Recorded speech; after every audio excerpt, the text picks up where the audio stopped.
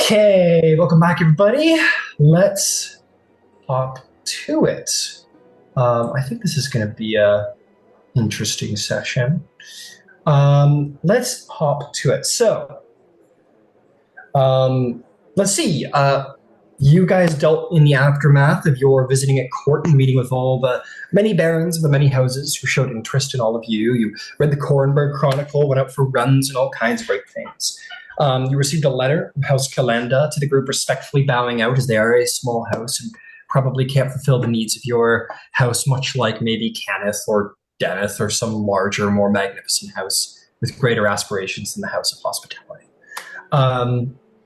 Ludwig met with the Carnathi ambassador and gave him a rundown of all that had happened and shared a little bit of time sort of socializing with someone with similar Carnathi values. And had a nice breakfast there in the palace of Fairhold. The palace is the cows. Okay. Yeah.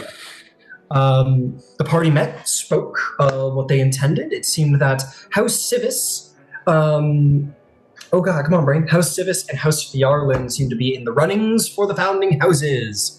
And you guys had sent out invitations to invite them to a bit of a banquet, a bit of a feast in House Cannith, or Olivier Estate, excuse me, as we are properly naming it these days. Rowan met with Inara and tried to do her best to give her advantage in this coming meeting, telling her of the various the atmosphere, the client, or the feel of everything going in, and she asked if she could bring a +1, and of course Rowan kindly agreed.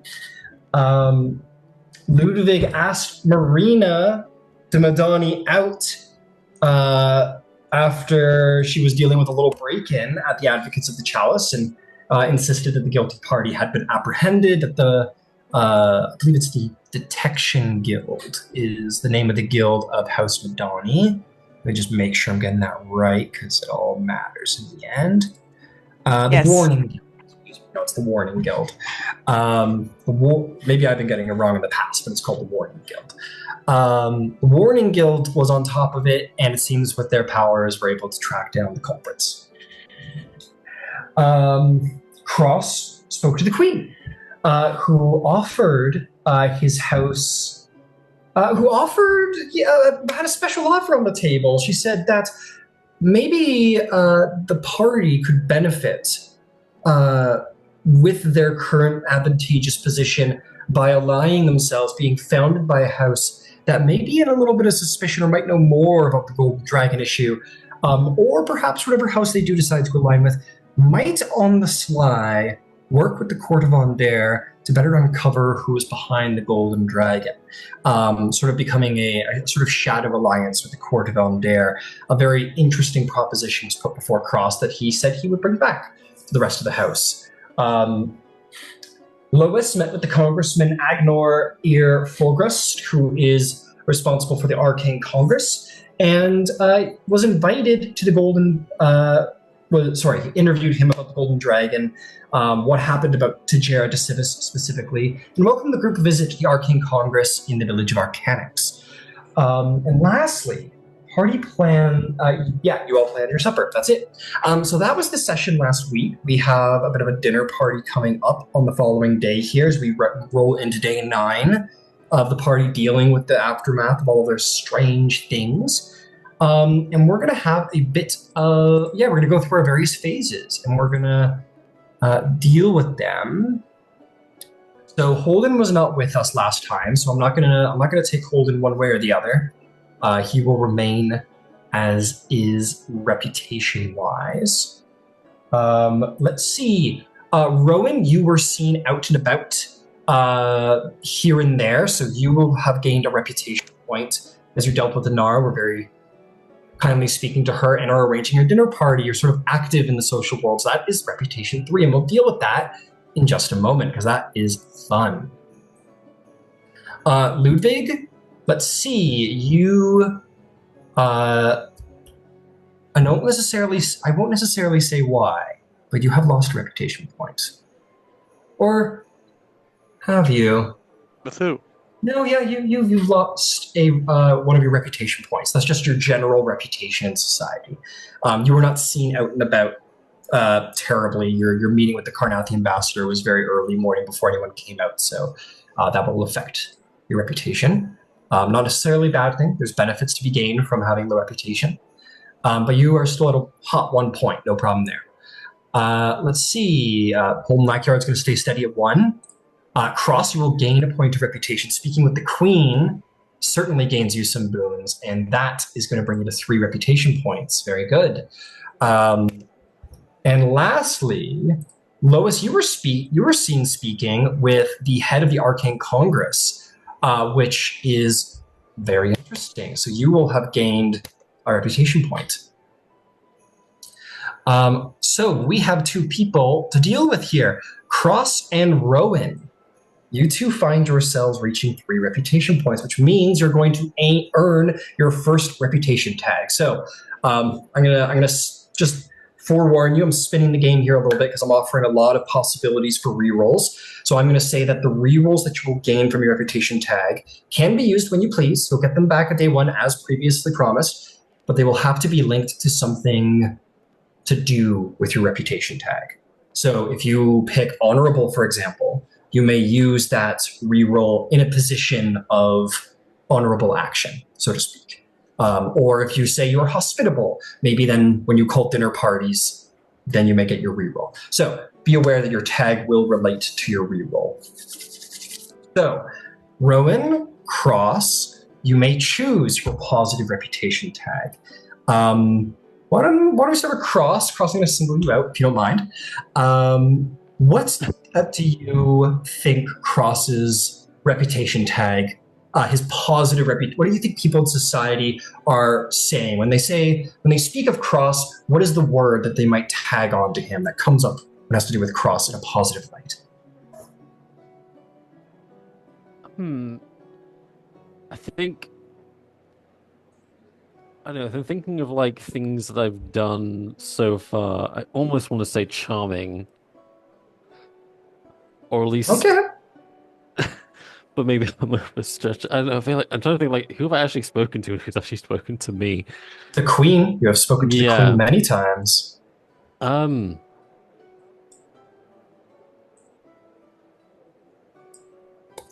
have nothing. If I don't know, if I know okay, if you need a minute. Today, yeah, I might need a minute to like think on that. No problem. Take a moment. It's looking like calm. I might have an idea or something. Fair enough. So let's swap over to. It is Carmen. Not. I'm working on it. I have no idea. I'm working on it though. I'm looking. Okay. Well, why don't we look at what you guys have done to bring you to this point?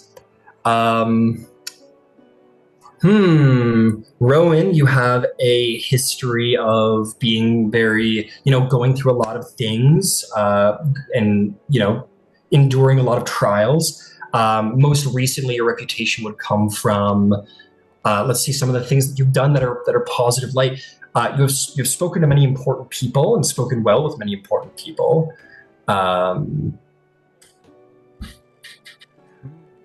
Any ideas? So there are 2 that come to mind.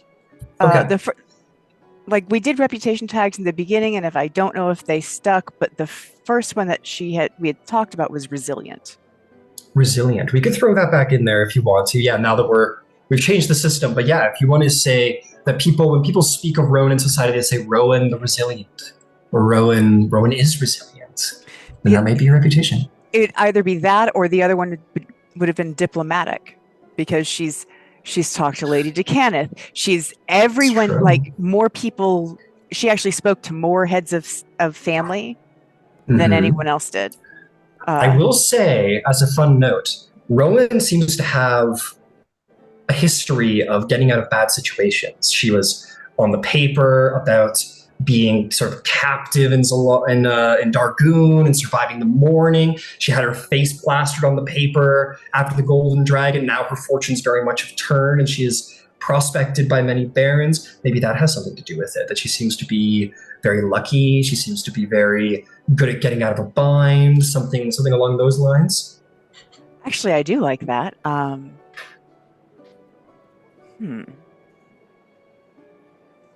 I think resilient plays into that. Resilient plays into that. All right. Something that's just to keep things moving along. Let's stick with resilient. Well, I'll tell you what. We've talked a little bit. We'll give you a moment. Maybe we'll circle back at the end of our little mechanical phase, and you can take a moment to sit on it. And Cross, if we want to recall the stuff that you have done, I would say, there is your appearance, which is very, there's a mystery, there's a mystique to you. That's true. There's a mystique to you, like a positive. I was considering mysterious, although I was wondering if that was positive or negative. There's somewhere in between. Somewhere in between. Maybe we could spin it in a positive way. Is there like a positive word for mysterious? Let's see here. Mysterious. Let's see what Intriguing. We got. Intriguing is very good. Intriguing is okay. Enigmatic, I think is that a word that will be used here? Yeah, kind of enigmatic is good. That's kind of, it's like a positive, like, ooh, what are they up to? We never know what they're up to kind of thing.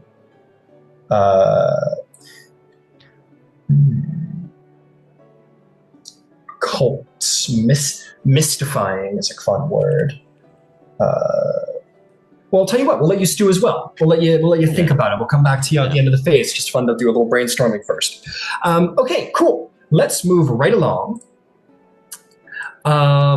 Let's see here. So, no new rumors in the mix. Everything seems to be as it was. So we're going to just skip the rumor phase for now. There has been no major events to facilitate new rumors. You haven't been seen too heavily in society to facilitate any new shocking rumors and such. So we'll just skip that phase for today. But there is plenty to do with the epistolary phase. Let me tell you, I got some stuff for you guys. So let me do me first for a second here.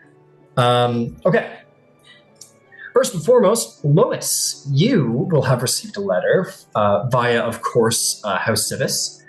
Would you like that letter sort of spoken aloud, or do you want me to just simply send it to you? Just aloud is fine. Okay, I will preface that there isn't anything too secretive or damning inside. I'll put a warning before that whenever I go to say anything. Okay. You have received a letter from the desk of Perrin Talarian de Sivis, who is your editor. And fact checker back at editor of the Kornberg Chronicle. Head office of Kornberg, of course. Lois, first and foremost, congratulations are in order. It seems your new Dragon Mark is not only a fascinating phenomenon, but also a fortuitous development in your career.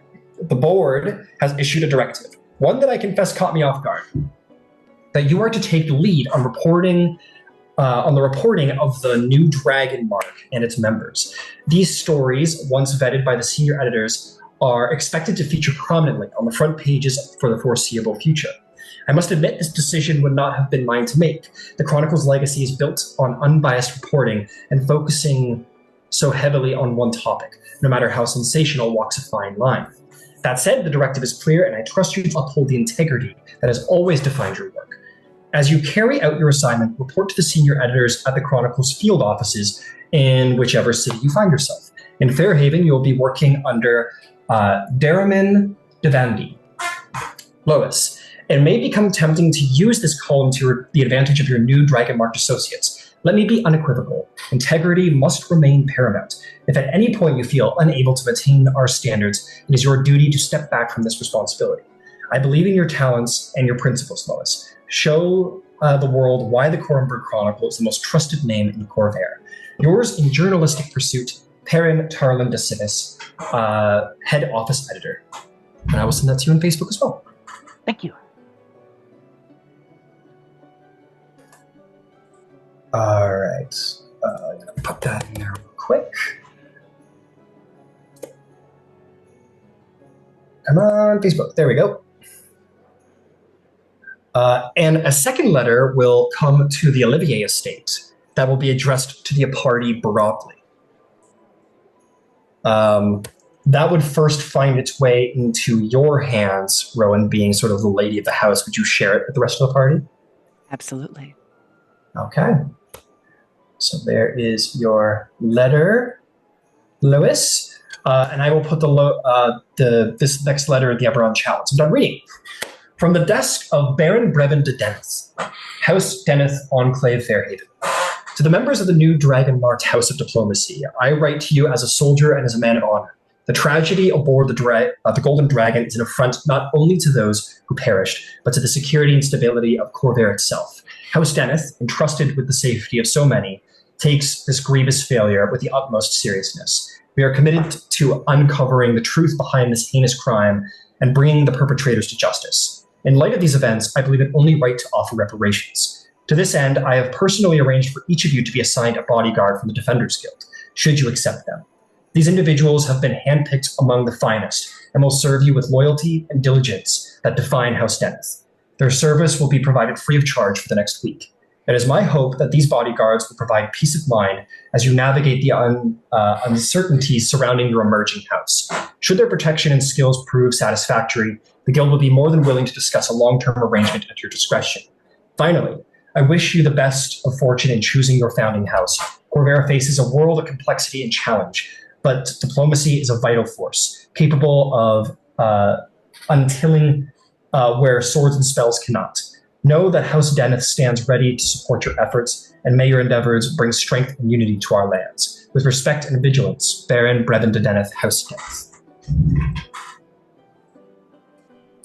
I mean, you can't not like the guy is the whole thing. You just can't not like him.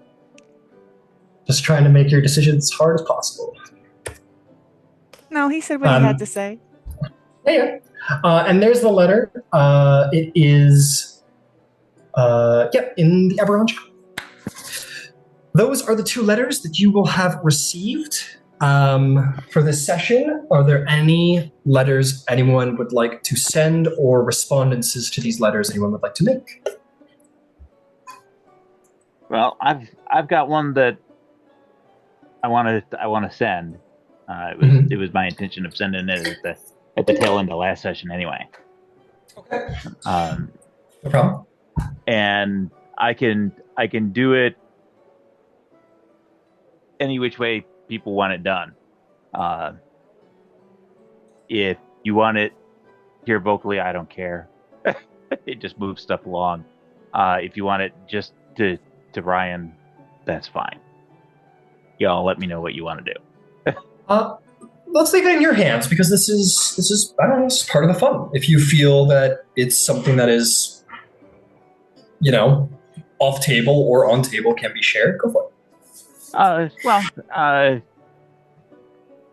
This message comes in two parts. Lois has access to illusionary script. So the overt message reads as follows. Diane Lizzie, thank you for the kind introduction in court last evening.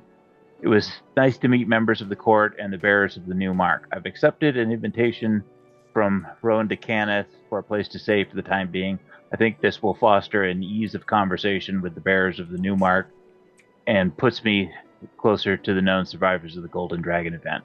I'm hopeful that I can find the details of the last day of Jera de Sivis for purposes of a memorial in her honor and perhaps a piece for the Chronicle to put a pin in her journalistic legacy.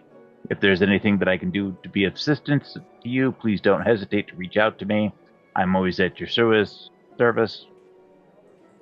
Louisiana Sharp-Willed Sivis. The message under the message. Nice. Diane Lissay, good morning. As you are aware, the bearers of the new mark have been entertaining options about sponsorship from the major houses. They have heard several proposals at the recent court gala and in lead up to that over the past couple of days. I am pleased to inform you that the choices have boiled down to either House Sivis or House Phiarlan based on lengthy discussion. Rowan DeCanneth will be sending an invitation to an event at her estate, the purpose of which is to have a final meeting between the representatives of both houses so that an open discussion can be had. This open discussion is to remove any hint of collusion and to be clear about the nature of the obligations and expectations. I expect this discussion to be somewhat more frank and entrepreneurial with a less political nature. One of the areas of concern for the bearers of the new mark revolve around the overlap in services with House Sivis, specifically in the area of diplomatic endeavors. As best understood and demonstrated at court, the new mark is rooted in influence. The scope of those powers of the new mark are still unexplored, but if our mark can be used as a template, I believe to expect that it would continue in a similar vein. This might serve as a method for differentiating the competitive services. I firmly expect that the tragedy of the Golden Dragon, causes, and plot to factor closely in the efforts of the bearers of the new mark. I am currently reviewing the last days of Jared de Sivis to see if there are any potential clues in her last days. It has also been mentioned that the ultimate outcome of the victims is still unknown, as no significant debris or bodies have been found. I'm certain that some basic divination has gone on, but the outcomes of those investigations are unknown. I am hoping that once the bearers of the new mark can establish themselves as a house, we may be able to gain access to some of those underlying investigative results. With sincerity, Louisiana Sharpquill de Sivis. Very, very cool. Please send them my way. I sent it to you in a PM earlier. Excellent. Yes, I remember. Okay, fantastic. Sweet. That letter will be received. Does anybody else have letters they wish to send or respond to? Quick clarification. We're doing the meeting tonight? Yes. Everybody's in town, so there's no worry about like transportation. Like they're gonna, I will say everyone has responded and said like we will be there. So yes, it'll be tonight. Okay, cool. I'll just leave a message at the messaging station saying for Lady Marina and say like, well, I'm free tomorrow night. Okay, beautiful. If that's good. If that's yeah, you send a runner over to say tomorrow night. No problem. Yeah, she picks the location. Sure. She picks the location, right? Okay, fantastic. Understood. Cost a gold coin? No. I think at this point, a servant of the Olivier estate will be happy to walk that across town for you. Thank you. Yeah. The hospitality of House Olivier will not be doubted. Is not one to be scoffed at.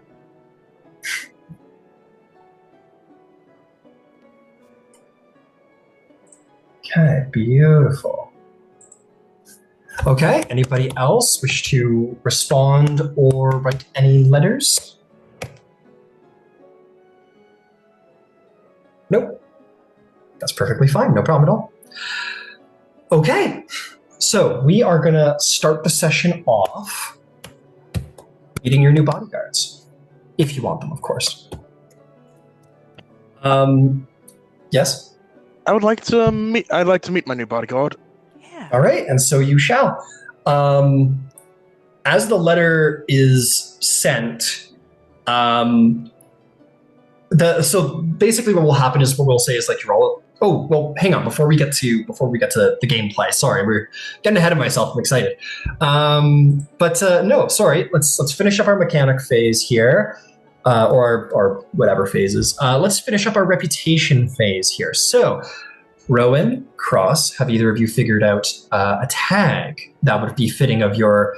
I am going to put the pressure on you to make it happen now because this is society technically putting this on you. So I will take Aaron's suggestion and go with intriguing because I think that's like, I think that better applies to kind of how society kind of views Cross as something like something new, something weird, something strange.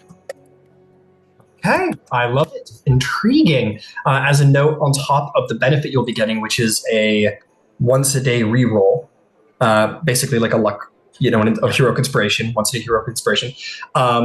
Society will indeed treat you in this way. They will treat you as an intriguing member of society, on top of the other benefits. Okay, fantastic. And Rowan, what about you? So I threw like 4 of them up in the chat, and no one said anything.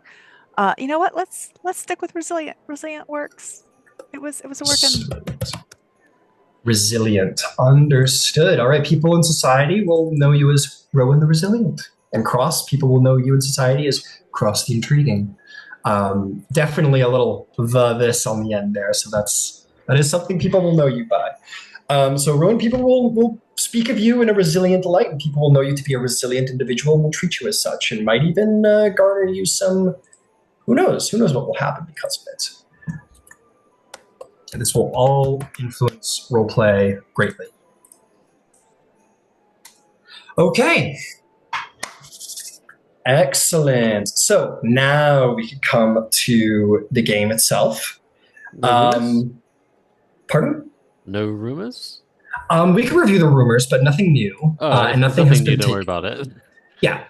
We'll skip the phase because you guys kind of had a low-key day yesterday, so no grand events have really been circulating around society. And nothing with anybody else up there in society, so no rumor phase. Cool. Okay, so we will... well, you know what? I'm going to leave it up to Holden, because Holden, you were missing yesterday, or last session, and I know you might have something you may have wanted to have done before the 9th here today. Was there anything that you wanted to start us off with? Yeah, I mean, I would have one of the things that Holden would have wanted to do during last session or maybe earlier this session was he wanted to connect with Anna de Madani. Anna de Madani. Oh, that's right, Anna de Madani. Yeah, easily enough. Yeah, they no problem. previously made contact in the law office or whatever. So he'd probably wait for her, somewhere outside the law office in the evening time when it seems time to get off work or whatever. And assuming that we all have a +1 to the dinner, he would invite her to the dinner at I'm sorry, what's the name of the estate now? The Olivier estate. The Olivier estate. That's right. Yeah, fantastic. Save nations. Yeah, so you would go to the probably the you would go to a warning guild enclave in hopes of trying to find her because she is no longer employed by Marina. But easily enough, you go there, and it seems that she's floating around. Yeah. Didn't meet her anymore, I guess. Or, you know what, with the whole... Yeah, no, she would be at the Warning Guild. So you go for a little run around. Marina says, oh yeah, check out the Warning Guild. You go to the Warning Guild enclave, and indeed you do find Anna, who is surprised to see you. And she goes, Mr. Lackyard, it's good to see you again. It's good to see you again as well. I have a dinner coming up, and I don't have anyone to escort me. And, I thought that there may have been a bit of a connection. I was hoping that you might be up for a nice dinner. Make me a very low DC persuasion check. Oh no, a fancy dinner? Oh no, not me.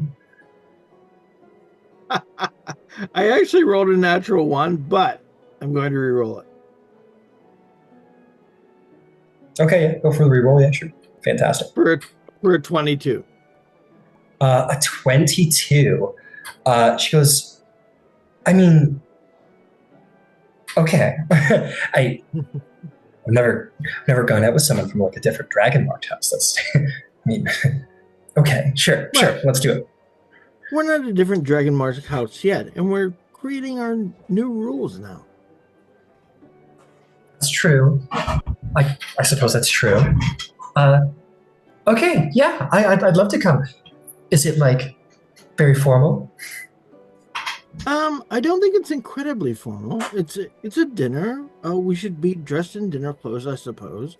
And there will be some discussion amongst the houses. And you don't necessarily have to say anything. I'm not inviting you for business reasons. I'm simply inviting you to be my companion. Is this like a date? He gives kind of a sly smile and he's like, "Yes, it is actually kind of like a date." Okay, I'll just okay. Yeah, I would love to. Thank you, Holden. If I could call you Holden from first name basis now. Absolutely. Okay, I'll put something. I'll get a dress. It'll be fun. It will be fun. I can I pick you up and escort you there? Sure. Is this happening to like tonight? I believe it is. Do you have time? Yeah, I'll have time. Yeah, pick me up here. I'll get off work at like an hour before dusk. So if that's appropriate, I can. I don't know. I can probably get off a little earlier if you need. An hour before dusk sounds perfect if you can be ready by then. If you can't, then I imagine they will wait for us to arrive. Oh, I'll be ready. I'll definitely be ready. Thank you. I'm excited. Thank you. This will be fun. And as she leaves, I think some people in the Warning Guild office will be watching a little some busybodies are like, what the, she's like curling her hair and shit, and you get some dirty looks, I think maybe, or some people who are just like want to know the goss, and people are looking around. So that brings you to relationship points too. And since you asked her out, you are pending on a bonded relationship with her, depending on how well tonight goes. Fair enough. Okay, very cool, very cool. Excellent. Sweet. So if there's nothing else, Holden. Nope. Nope. Not for right now, not till after the dinner. Beautiful. So, you all wake up the next morning. Breakfast is served. A letter comes in for Lois, and a letter is presented to Rowan, who shares it around the table. Maybe Rowan reads it, so everybody or whoever would want to read it. The head butler would say, I should mention that there does seem to be some members of the Defenders Guild waiting in the at the entrance of the estate. If you would like to meet them, there was about 5 of them, and they insisted upon waiting. Well, I'd like to go meet them. I'd like to get the measure of these mercenaries.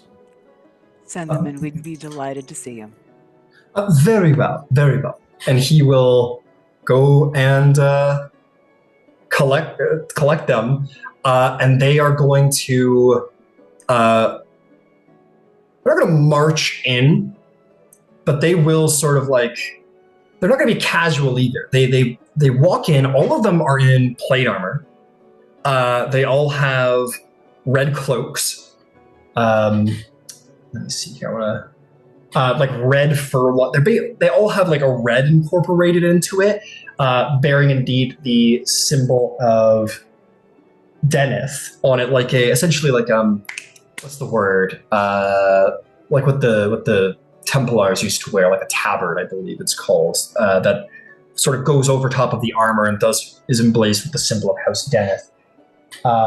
Which is... we're working quickly. You do see it's the symbol of the Chimera. Yeah, that's the word. That's right. The Chimera, the goat, dragon, and lion head sort of emblazed on the front with a sort of shield and sword beneath. And they walk in with, they don't march in, but they certainly walk in with their backs held and kind of do this sort of they kind of pull themselves to attention.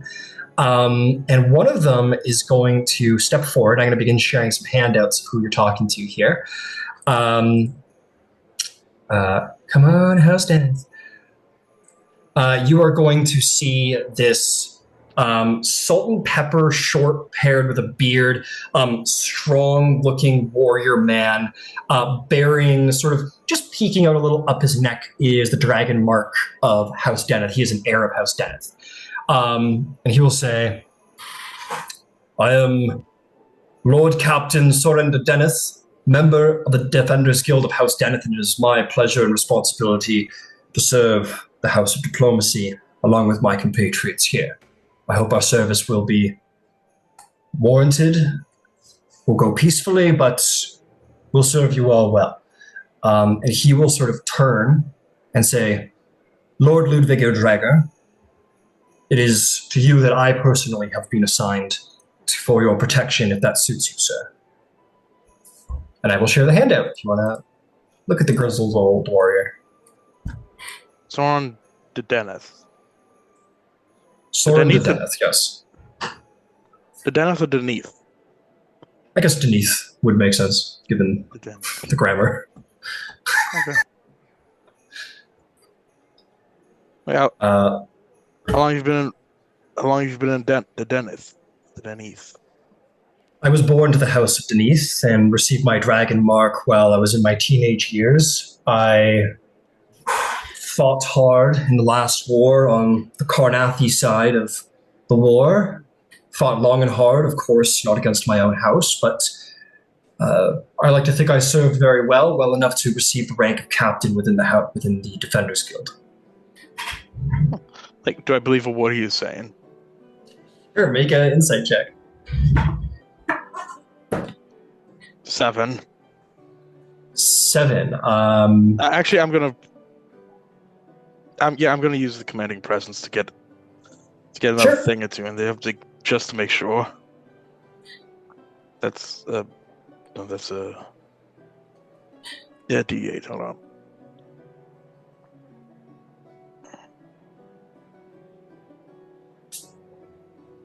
So 12. 12. Well, the good news is that he rolled really good. And in this moment, you don't think so. You catch the hints of He has like a sort of soft, not as a harsh, but he does have like a soft Carnathi accent about him. So you do indeed think that he was like sort of born and raised in Carnath. He does carry himself with, a martial instinct that would suit his rank. You would be amazed if he was like lying about his rank to a client. That'd be pretty crazy to do. But he seems to have the sort of stoic, dry, principled nature of a Carnathi warrior. So you think he's on the level. You're persuaded. Good man. Welcome aboard. Thank you, sir. And he will continue, and he will point his hand to a warforged in the mix. I wonder who he'll be assigned to. You see, sort of built into his form is a more complex plating of Deneth. He does have a red cloak that is emblazoned with the House of Deneth, but his eyes sort of glow almost like a fiery red, and some of that fiery red sort of comes out between the platings, like all through his armor. He does have, of course, his warforged symbol in the center of his forehead, and he will say, "May I introduce Bastion, who does serve the Defenders Guild faithfully." Bastion will sort of make his way across the room to where you're sitting, Cross, and sort of stand almost at attention before you, and he will say, "Ambassador Cross, I have been assigned to your protection if it suits you, my lord." Well, hopefully I won't need you, but since the Baron has so graciously given you to me for a little while, just stay close by, and you never know, maybe I'll need you to do something for me later. It is my hope that my service to you will also be peaceful. and know that, of course, that during my work with you, and he sort of says this broadly, and he says, with any member of the Defenders Guild working with any of you, we all remain in the strictest confidence of your care. And he will sort of, step back, kind of like to the wall behind you, cross, like, giving you space, but is there, and immediately takes his post to defend you with. Oh, I didn't share his picture. There's Bastion. Bing! Next, Captain Soren will direct his hand to a lady warrior. She is certainly not as broad as the first two, but nonetheless is endowed in, battle-worn plate armor and has a large sword strapped to her back. And Lord Captain Soren says, and may I introduce Lady Lena de Dennis. And she will sort of approach you, Rowan. And she will say, Lady Rowan, if it suits you, I would be put within your service.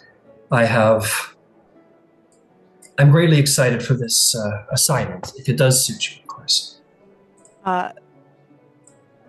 Rowan will stand and give her the same kind of warrior's forearm and say, I feel safer already. I'm glad you're here.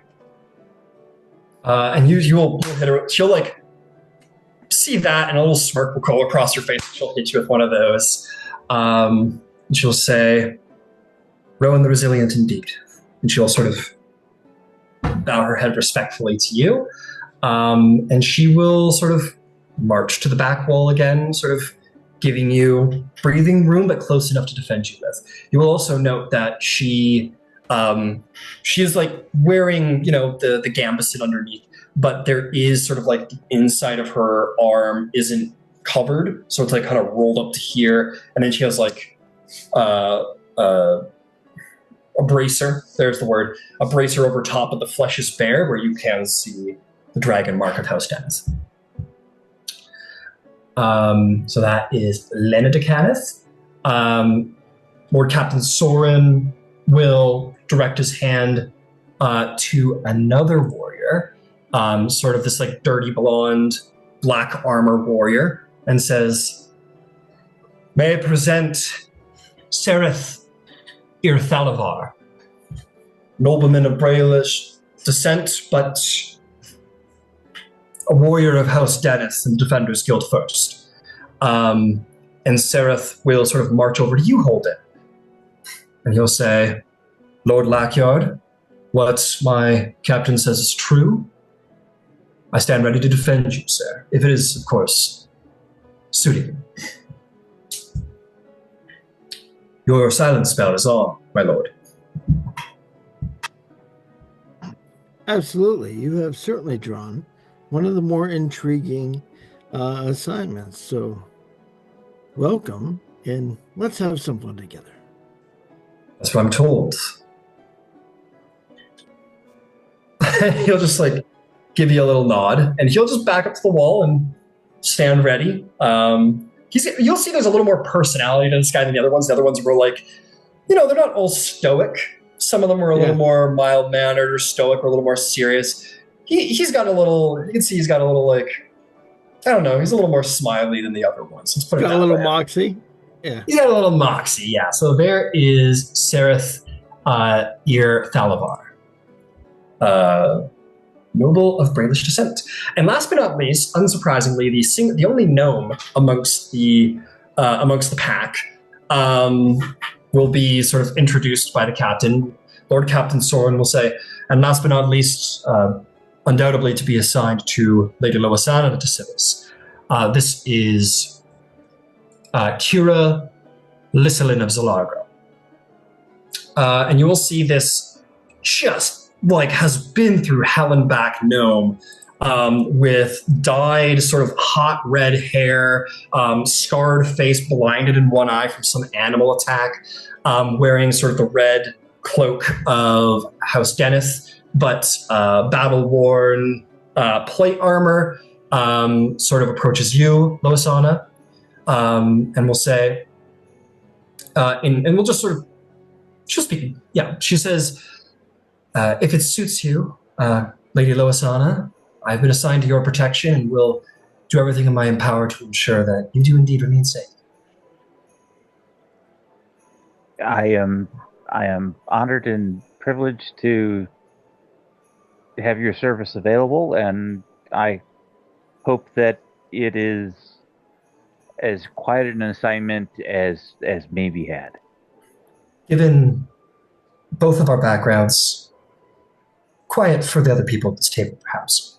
And she'll just kind of give you a nod, and we'll step back to a sort of defensive position towards the wall as well. And that is all of the bodyguards introduced. And with that, Lord Captain Soren says, I hope we all serve you well to the satisfactory and confidence of our commitments, and may House Deneth prove its worthiness. And he will step back defensively behind you, good thing, similarly towards the wall, and they will grow quiet. You have bodyguards to your command now. So, with that out of the way, what would you like to do today?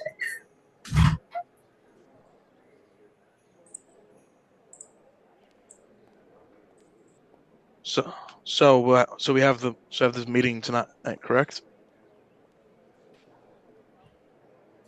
That would be correct. You would see the servants are making their way around the house, getting things ready. The house is a lot more active as the servants are working hard to make Olivier Manor suited for the esteemed company. There's a full mother-in-law coming tidy going on. Mm-hmm. Yeah, pretty much. Oh, Rowan is she's like, yeah, no, absolutely, it's the mother-in-law one. The chief this morning, the chief butler was like, activate mother-in-law protocol. And everyone stood up and started running around the house like crazy.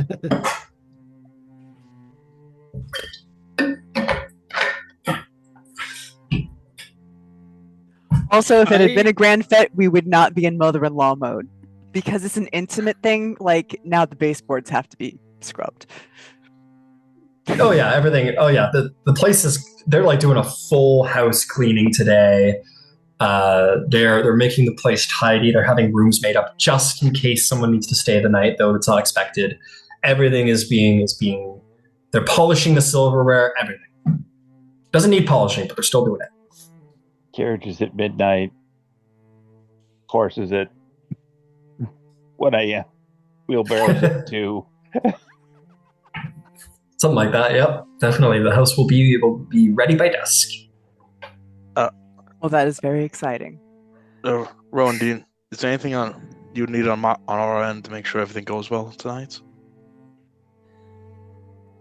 You know, I think that what's most important is that we are relaxed and that we're trying to have a good time, because everything we've done has been very work related, and we're gonna have to spend a lot of time with these people.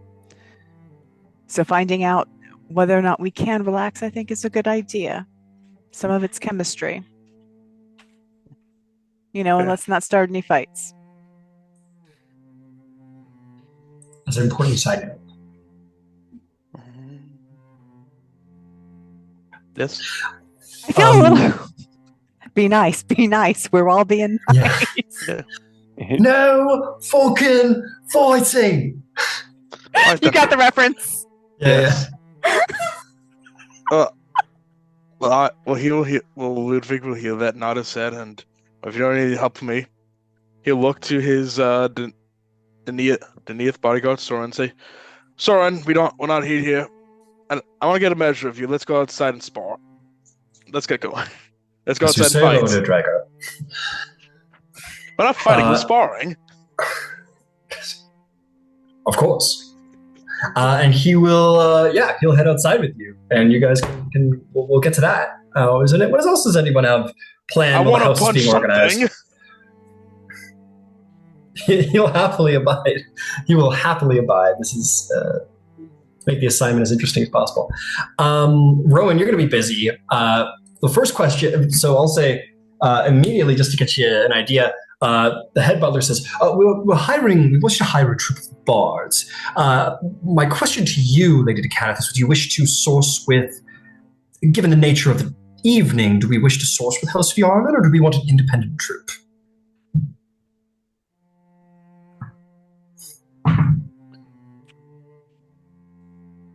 Do you think we could ask House Galanda to find something for us?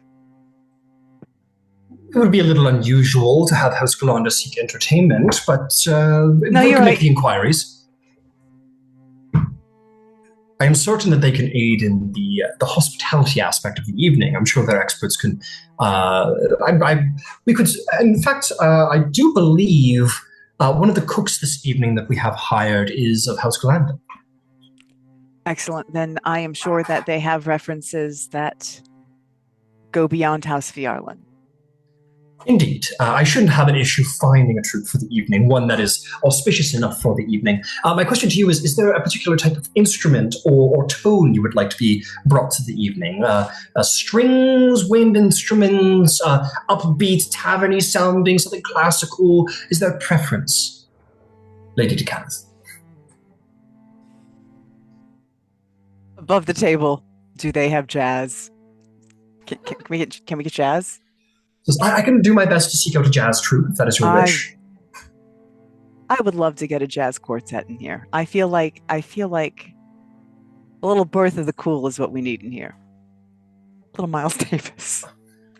Very well. I shall seek out the bard Miles Davis. We'll see if he's in town. The great Miles of House Davis. Yes. Yes, the great Miles of House Davis. That's right. Feels like the greatest halfling bard in all of Corvair. We will do our best, and he will take a look around for some. He'll see what he can find. House Phiarlan is an assured whatever you want, but there will be a role for your staff to see if they're able to procure exactly what you want. But even if they can't, they will do their very best to do. They're going to do their very best. I guess asking House Thorani to supply the entertainment's not the question. The direct competitors of House Phiarlan. Never mind. He says that clearly says that as like a joke. And Roman is laughing as she's going in. Yeah, maybe perhaps not, madam. Okay, excellent. Beautiful. So that's what you're up to, Rowan, and we can get to that a little bit. Is there anything else anyone wants to get up to before the dinner? Holden? Yes. Yeah, let's hit Holden for a second, Lois, and we'll come back. Yeah, I would like to visit Agatha Dillarandar. Yes, Agatha, absolutely. We'll hit that as well. Lois, what are you up to? I'm headed to the paper to meet with my editor. Fantastic. We're heading to the paper. Love it. And last but not least, Cross, is there anything that you'd like to get up to? Bastion activate. Nuclear protocol. All I want to say is I want to just have a little walk around Fairhaven. Not necessarily decide on a destination, so just a walk. See if Bastion can keep me alive. As you begin, you go out, you're like, we're going for a walk. Bastion will say, is there a preference for how close you would like me to be, Lord Cross? Well, I'd like to have a little conversation so you can stay right by my side. Very well. And he will walk right next to you. There will be, I think, a couple of instances where maybe someone comes off the street, you're growing in reputation, and he definitely is like, he doesn't like grab anybody, but he's definitely like keenly around. As you walk, he will speak to you casually, but you will see like his optical sensors sort of like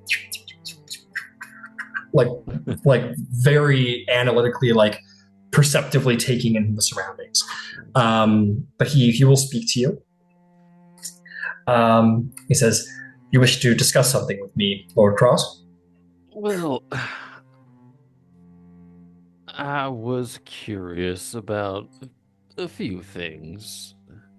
I was curious, for one, about the part that, well, so your captain was quite open about his place in the last war, and I was curious about what you did. I was indeed constructed in the last war. I served for some time uh, for Siri, and when the war came to an end and Warforged were no longer allowed to be owned, I went to House Deneth and was hired, and I received my promotion from from the Blade Marks Guild to the Defenders Guild after my year of service. And may I just say, it is an honor to serve with a Warforged who has risen to such heights. It is an honor to all of our kind. To me, especially. Well, I suppose that's a well-reasoned course of action after the Treaty of Thronehold to go from being part of one army to joining another. It's familiar. And House Deneth possesses exquisite warriors, and I thought myself worthy to fight alongside them. What did you make of the Treaty of Thronehold the day your freedom was gained? It is a complex thing to be a Warforged in this post-Last War world. Things were simpler when we were created and bought and sold, as unkind as that sounds. It was simpler. It is a complex political issue. I myself am torn. On one hand, freedom is good, I think, but it was certainly simpler to simply know who your master was and to carry out your orders in doing so. But at the same time, it leaves many Warforged lost in this world. Those who are lost, who feel sorry for the most. I remember when I was released from service, a long time of wandering alongside my fellows just as lost, unable to even properly grasp the very concept of freedom and autonomy. It is a difficult thing to grapple with. I find myself in a fortuitous position where I can enjoy the philosophical benefits of being free, but also have someone to take orders from, to serve as I was meant to serve.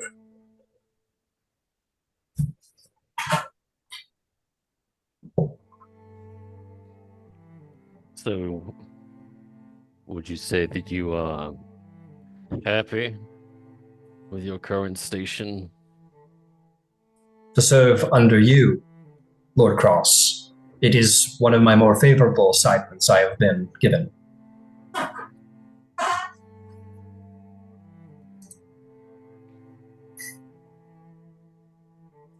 It's an interesting thing, really.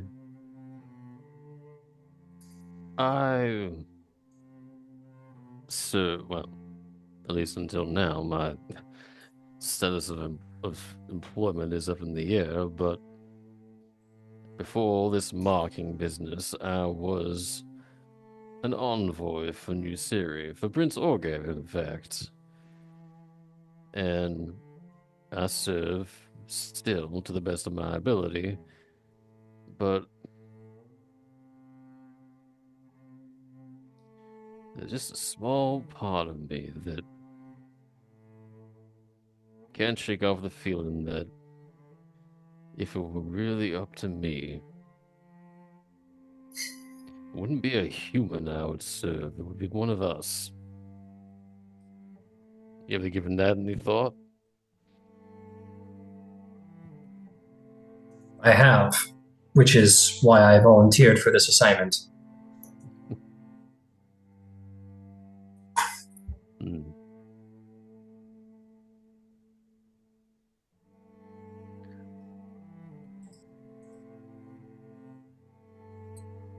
Well, if you impress me over the following days, I might just reopen this topic and pick your mind for some other questions. But for now, I think I'd like to pay House Stanith itself a visit. Would you show me the way? Of course, Lord Cross. And he will gesture, and he will begin to show you the way. But let us indeed circle to someone else. We're missing a Ludwig. Rowan's busy working away. Lois, you want to go meet your new editor? Why don't we hit you up? Sure. Okay. Fairhaven, the wonderful, wonderful city of Fairhaven. And you come to, as you have many times before, maybe even visited this before, depending on where your travels have taken you, Loisana, but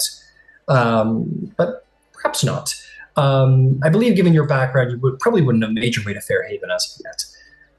So this will be an opportunity. So you make your way into the Corenberg Chronicle, and you will, ask for Daramin Devandi. And coming forward, you're going to see, indeed, the senior editor in a, in Fairhaven attire, very, very kindly dressed gnomish woman, sort of walk out. She'll speak to you in gnomish, Loisana, and she'll say, "Good afternoon. What is it that I can do for you?" Good afternoon. My name is Loisana. Yes, Loisana. I'm assuming that you received a similar message, and she will hand over the letter that she had delivered. She goes, yes, I had received word that you would be stopping by. It's a pleasure to meet you, and she'll shake your hand. Likewise. It is a unique situation, and I am both honored and more than a little frightened by the notoriety.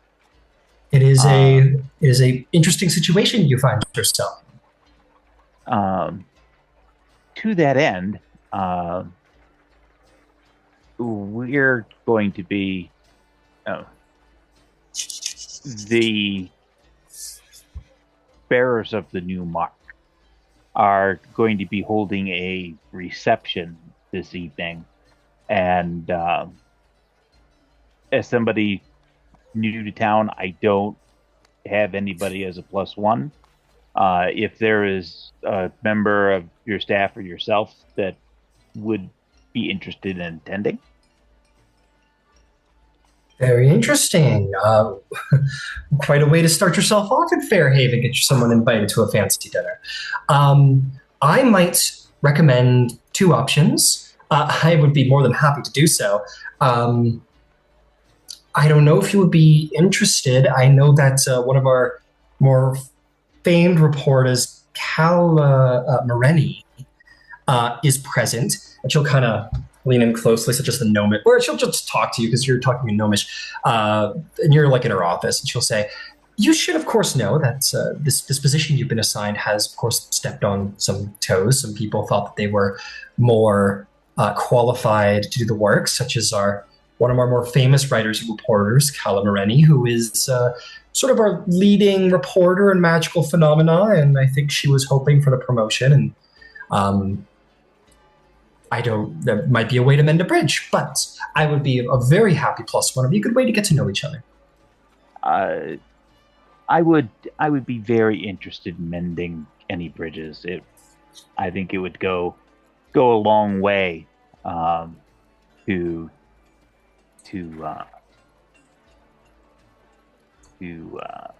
ameliorating any of those hurt feelings. And I greatly appreciate your insight into that particular hurdle. Well, could you arrange for an introduction? She's just down the hall, actually, just packing her bag. She was heading out of Fairhaven for pursuits closer to the Mornlands. So, yeah, she's the.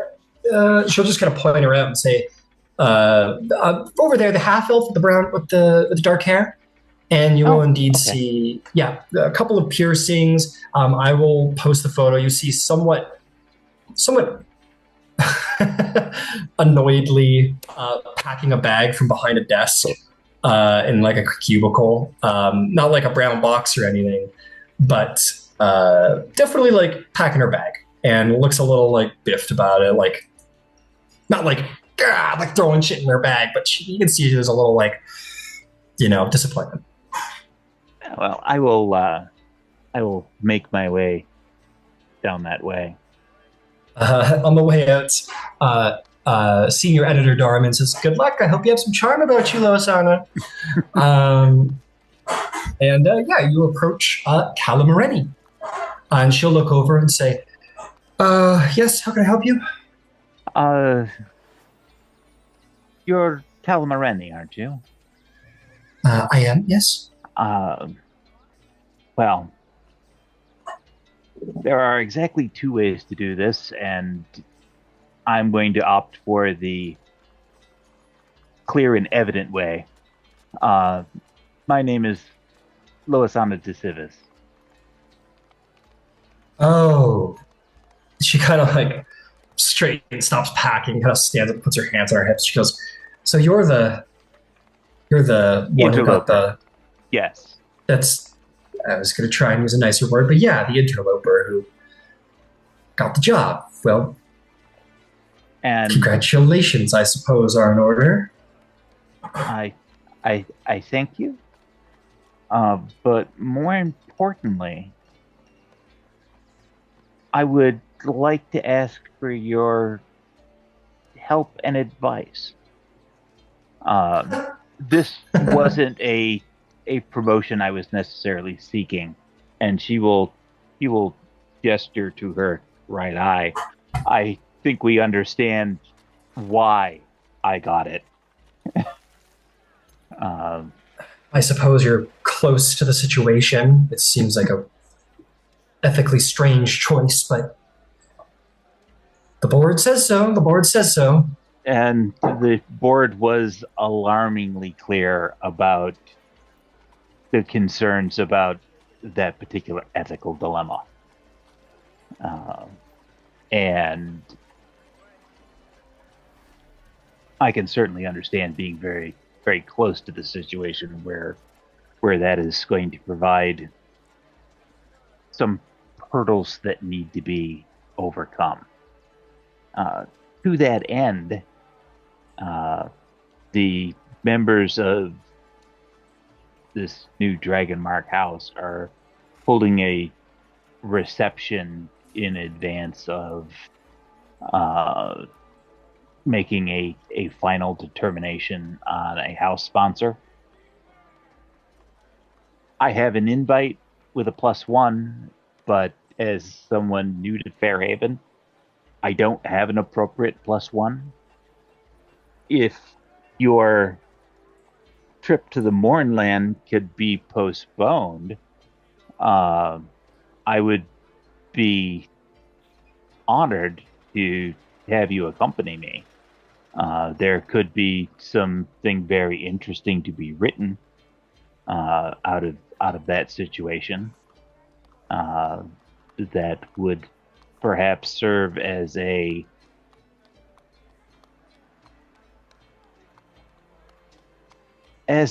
way to forestall any unfortunate need for travel? I'm going to give you advantage. Make me persuasion check because, she doesn't have a story right now and you might be handing her one. So hard to say no. And that'll be nat 20 for 20. You kind of been, the offer is very intriguing to a freelance reporter, which is what the Corenberg Chronicle primarily employs as far as reporters go. And she'll kind of like sigh and kind of like look at you and say, I don't have anything to wear. Well, we can see what we can do about that. Okay. I appreciate the professional courtesy. If you can hook me up with something fancy to wear, I'll be more. I can talk to Korenberg and see if they can give me some requisition money. I don't know. I'll see what I can do. But yeah, let me go a step further and see if I can't get a small stipend from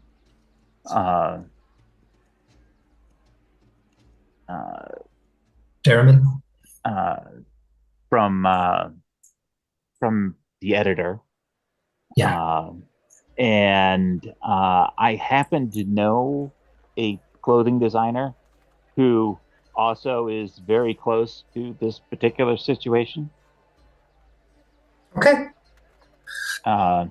She'd probably be needing to see you to get an idea about size and aesthetics. It may be an opportunity for you to talk to someone with the new mark. Okay. Let's give this a shot. You help me get a story with these people that apparently doesn't get in the way of your story, and maybe we'll call it water under the bridge. I'd appreciate that. Let's go see about prying the Chronicle's coin purse open just a smidge. All right, we can try. And she will, and essentially, just to go through this a little bit because it'll be like sort of a reporter's meeting, but they'll go to Darman, who will be there. There will be a small look of like from Darman at you, like impressive that you brought Call to your side. And in fairness, a reporter needs to be able to convince people who are apprehensive to do things. You guys basically have a meeting about like what kind of story is going to be wrote by Kala that wouldn't be sort of like, going into your side of things. And Kala will essentially come up with a sort of an angle about multiple dragon marks interacting with each other and sort of the magic behind that, sort of on a more the actual fundamental how that works together portion, as it's never really been seen before. And with that, Derriman agrees and will give her a stipend to go buy some fine clothes and possibly get the story without overlapping in a way that the editor wouldn't like. You'll definitely earn a relationship point with both of them. You're at 1 point with Derriman, and Kala has been brought to 0 because she was definitely at a -1. So she goes, "Okay, Lois, we'll see how this goes. Thank you for the opportunity." Absolutely. Let's go see if we can't get some time on Lady Decanus' very busy schedule. I don't want to agitate the possible interviewee. I'm going to go just get something done today. If she's running the party, I don't want to slice into her time more than I already will probably tonight. She is a clothing designer. Okay. She is always in fine fet so far as that's concerned. I've never seen her in anything worn or even soiled. Is this Rowan DeCaneth, the one who's been in the front page like 3 times? Okay. Uh-huh. Okay. Well, let's see if she's still hot. Don't want to, try to leverage the opportunity. I'll leverage the opportunity. That's a good point. I'll leverage the opportunity. And she'll hop in a cart or whatever, and we'll ride off to Wonderland and go meet with Rowan DeCaneth and maybe get the scoop ahead of time. Fantastic. Let's swing over to Holden. You are going to go meet with, you wanted to go meet with the Lyrandar, yeah?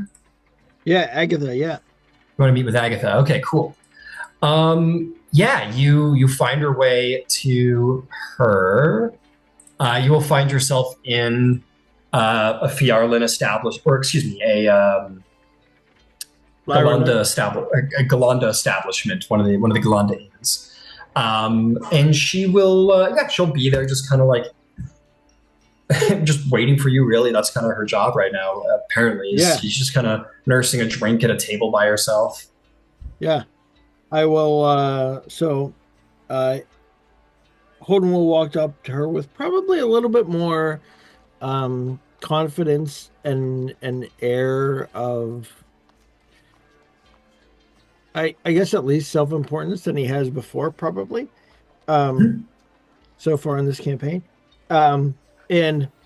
But again, hopefully comfort and charisma. Walk up and stand at the table and offer his hand and say, Agatha, it's very nice to meet you again. And she'll stand up and she'll go, Mr. Lackyard, good to meet you again. It's a pleasure. Please sit. Let's talk. And she'll sit a little uncertainly. She gets a little nervous in your presence. Maybe it's a little bit of an ego boost. She feels like she's talking to someone of mysterious and great repute. And she'll say, so I got the message from my husband. I admit the details are somewhat shaky. I was supposed to trade information or something. Is this a public place, or can we be overheard by other people? It's a public place, but you're not sitting anywhere close enough that someone could eavesdrop on you with any ease. So, yeah. He'd spin his chair around so he's sitting backward to try and give sort of to sort of break up the formality of the whole thing, right? And say, okay, well, again, nice to meet you. My name is Holden Lackyard. You were referred to me, your family. I'm sorry, not your family, your husband and yourself. Were referred to me by a friend of mine, Alton Posey, who holds your husband in quite high regard. I understand he's a good man. I certainly think so. I also understand he's not been the most warmly received by House Leora. Is that correct?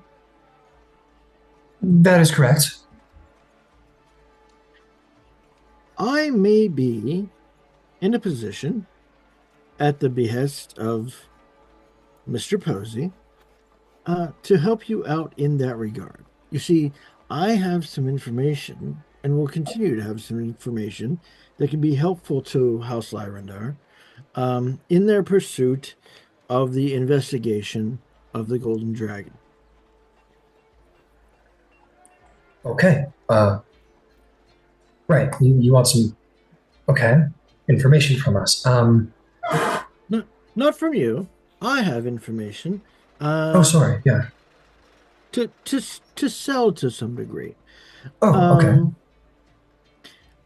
What I would like to do, because I am assured that you and your husband are honorable people who have been slightly overlooked in the vast gaze that is that of House Leora. I would like to make yourself and your husband the heroes of this story. Oh. My companions and I have been asked to investigate the causes and the reason behind the tragedy aboard the airship, and I believe we will be making significant progress in that area. I think that yourself and your husband are the most appropriate outlet for that information into House Leora. It could be that you bring in information that is not readily available to the public or even to the court itself. You see, the court itself is more interested in the outcome, whereas I believe House Leora may be interested in the progression of the investigation. So, should yourself or your husband be able to provide, let's call them, I don't know, covert updates. Covert updates on the progression of the investigation. I think that you might find yourself with increased influence and with increased attention inside the house that has maybe overlooked you to some degree. Okay. Okay. So you wanna sell us information about this all of this terrorist business, and I do. Okay, and that'll help us. So what? I send it to my husband, and then he presents it like he found it, and that helps him get in better with my family. Not like he personally found it, I'm sure, but that he has the resources to acquire such information. I believe that maybe positions him or frames him as someone who's an effective and useful member of the house, and maybe wins him back into this region and less far from your home.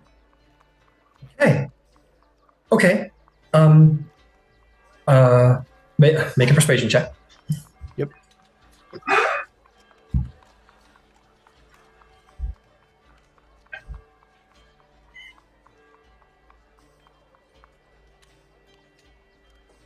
That's a 14. 14. That'll do. She kind of thinks about it and says, okay. How much money do you want? Well, again, my friend Alton has informed me that you're not in the best graces of the house at this point. So, of course, not that you're estranged, but our mutual goal is to build your prestige. So I understand that immediate payments and immediate profit are not necessarily entirely feasible. The idea is that I get you started, and as we go along, our relationship continues to bond slightly tighter, and we become more valuable to each other. At this point, I have one piece of information to offer you, and I'm honestly willing to be relatively gracious as to the price for that information. Call it our goodwill trial period. I hand it to you, you hand it to the house, and we see how our relationship starts off. So it's free? Well, it can be, I suppose. a little compensation for my effort would be appreciated. But if that's not available right now, I understand. Okay. I'll tell you what. Let's start off calling it free. I'll give you the information. You test it out and return to me and let me know what it was worth to you. Okay. Sure. I admit I've never paid for information before. I don't really know what the market price is for information. But okay, sure. I'll send it to my husband and he'll use it. Okay. Right. I think the benefits and the value will make themselves apparent over time. You don't necessarily have to be someone who's already schooled in this area. I think that the results will speak for themselves. Okay. Well, my husband seems to trust Mr. Posey, and he seems to mistrust you. So, and this seems like everything. I think this seems like just what we need. So it's hard to. How do I say no? Okay, thank you. What's the information? All right. So the first piece of information that I think that probably would benefit House Leora over perhaps the royal court is that Kara Irvath is not necessarily the target that you want to pursue. I happen to know that ties between Kara Irvath and those who set her to be in the position that she was in have already been cut. If you want to know the real source of the tragedy aboard the Golden Dragon, you'll have to work backwards on that chain, not forward.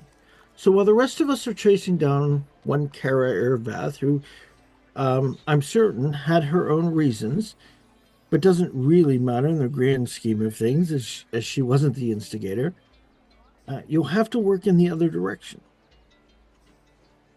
I would suggest that Asha suggest to House Leora that they want to focus their attention backward on the chain, not forward to Kara Irvath. Okay. Don't look for Kara Irvath because she's cut ties from former associates and work backwards, not forwards. Right. The chain that led from the instigators to Kara has been cut. She's a dead end. If I'm sure that House Leora has some reason to want some measure of justice or revenge for Kara, and that's perfectly understandable, but it's not going to solve the problem that led to the tragedy in the first place. So Kara's a dead end. She's cut ties. Okay. And work backwards, not forwards. I admit, I work for the Raincaller Guild. I'm not really. I'm not. You're clearly a very smart man, Mr. Lockyard. I'm a little. I don't know. I will relay this to my husband. Thank you. It's perfectly fine. Simply relay that information to Asha, and he doesn't have to know what to do with it either. Understand that none of this is in the purview of you and your husband. I'm simply suggesting that Asha present this information into the people in House Leora who are interested in these types of things, build himself a little bit of a reputation, and begin to plant the seed of the idea that he has someone tucked away who can provide him with valuable information. Okay. Well, okay. Excellent. I will tell him. Excellent. Thank you. Is there anything else? Nope, that's it. Let's say in a manner of, I don't know, how long does it take you to communicate with your husband normally? Oh, well, I'll probably go to the House Sivis station. House Orion's really fast, but it's I'm sure things seem. He told me to use Sivis. He gave me some money for Sivis. Sure. Well, if you have the ability, I would certainly suggest encrypting such information, as it begins to lose value the more people that understand it. However, once you've gotten it to Asha, and he's gotten back to you with the, let's say, with the reaction to his information, we'll meet up again 5 days. What do you say? 5 days. Okay. I will do this. I think I have just enough to make this all work. Okay. Thank you, Mr. Lackyard. I'll see you in 5 days. You're welcome. It's nice to meet you, and I hope the best for you and your husband, and I hope that we can be wonderful partners together. Me too. Okay, I'm off. Okay, and she's a little doe in headlights. You get the sense this is like Right. way above her usual capacity to deal with. Like she makes like water go on plants a little bit. That's kind of her skill set.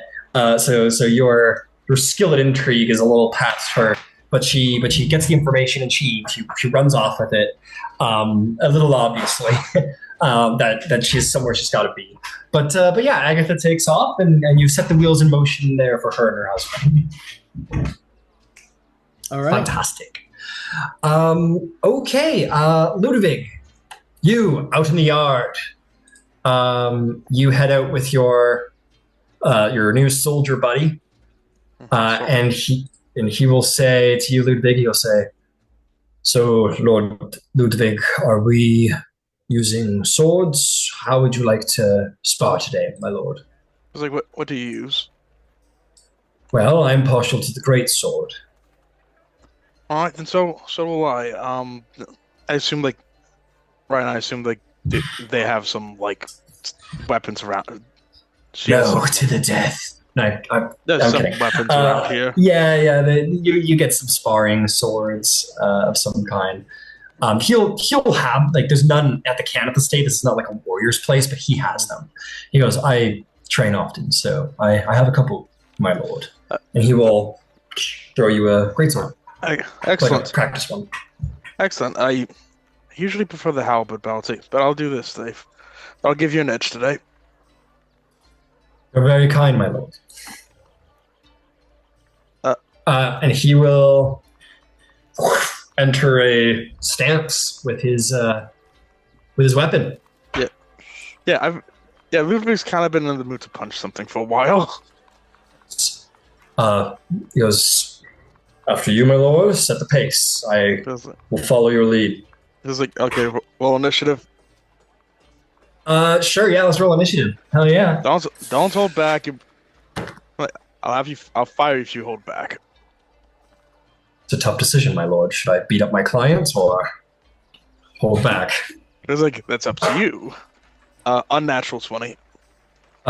Make a persuasion check to see if he's willing to like not hold back, because you're you're putting him in a difficult position. I just met this client. 19. A 19. He kind of like sort of like changes. He actually changes his stance.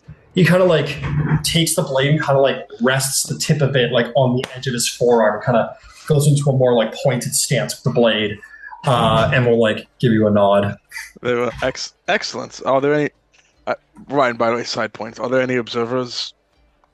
Again, he said it's like you look over to the windows. Someone like ducks back behind the windows, so you expect yes. All right, there you go. Who goes for? I rolled a 9. Jesus Christ! Sorry, guys. sorry. I tapped the side of my head, and everything exploded. My apologies. Who goes first? What'd you roll? Unnatural 20 for initiative. Yeah, you beat him. And he just kind of enters this. And you went to the academy, like you recognize the stance. Like this was having the blade here is very defensive. It's a very good way to like bring the blade around and prepare to like block. This is a much more deadly stance where he like brings the blade tip to like his edge. It's a very like it's a very aggressive stance.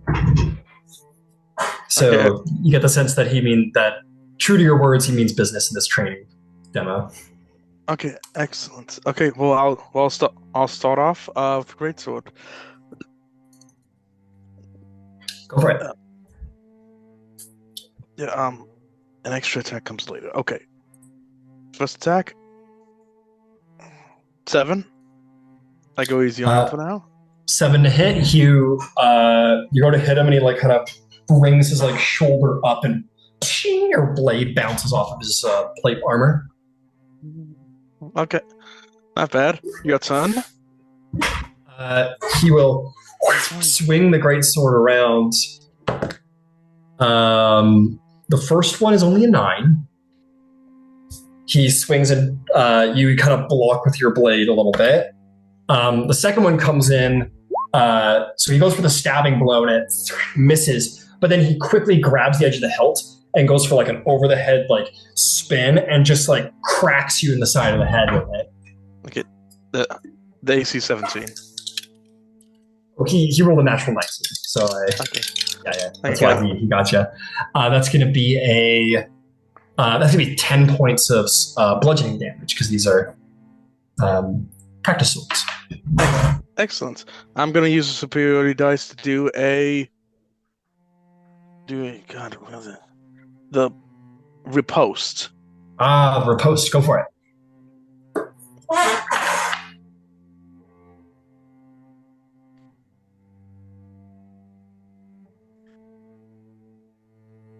$16.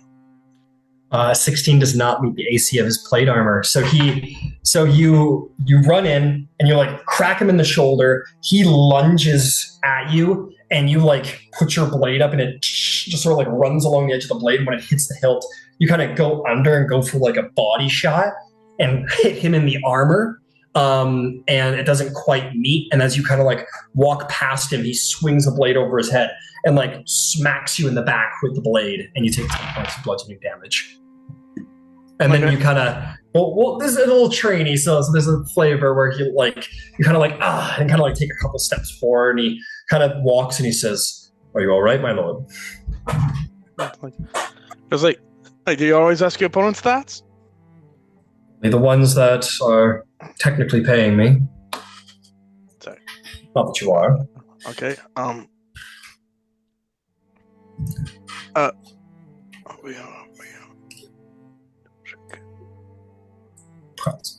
Fight music. Okay, after that, I'm going to use... Okay, my turn? Yeah, you're up. I'm going to use bonus action Second Wind. Okay.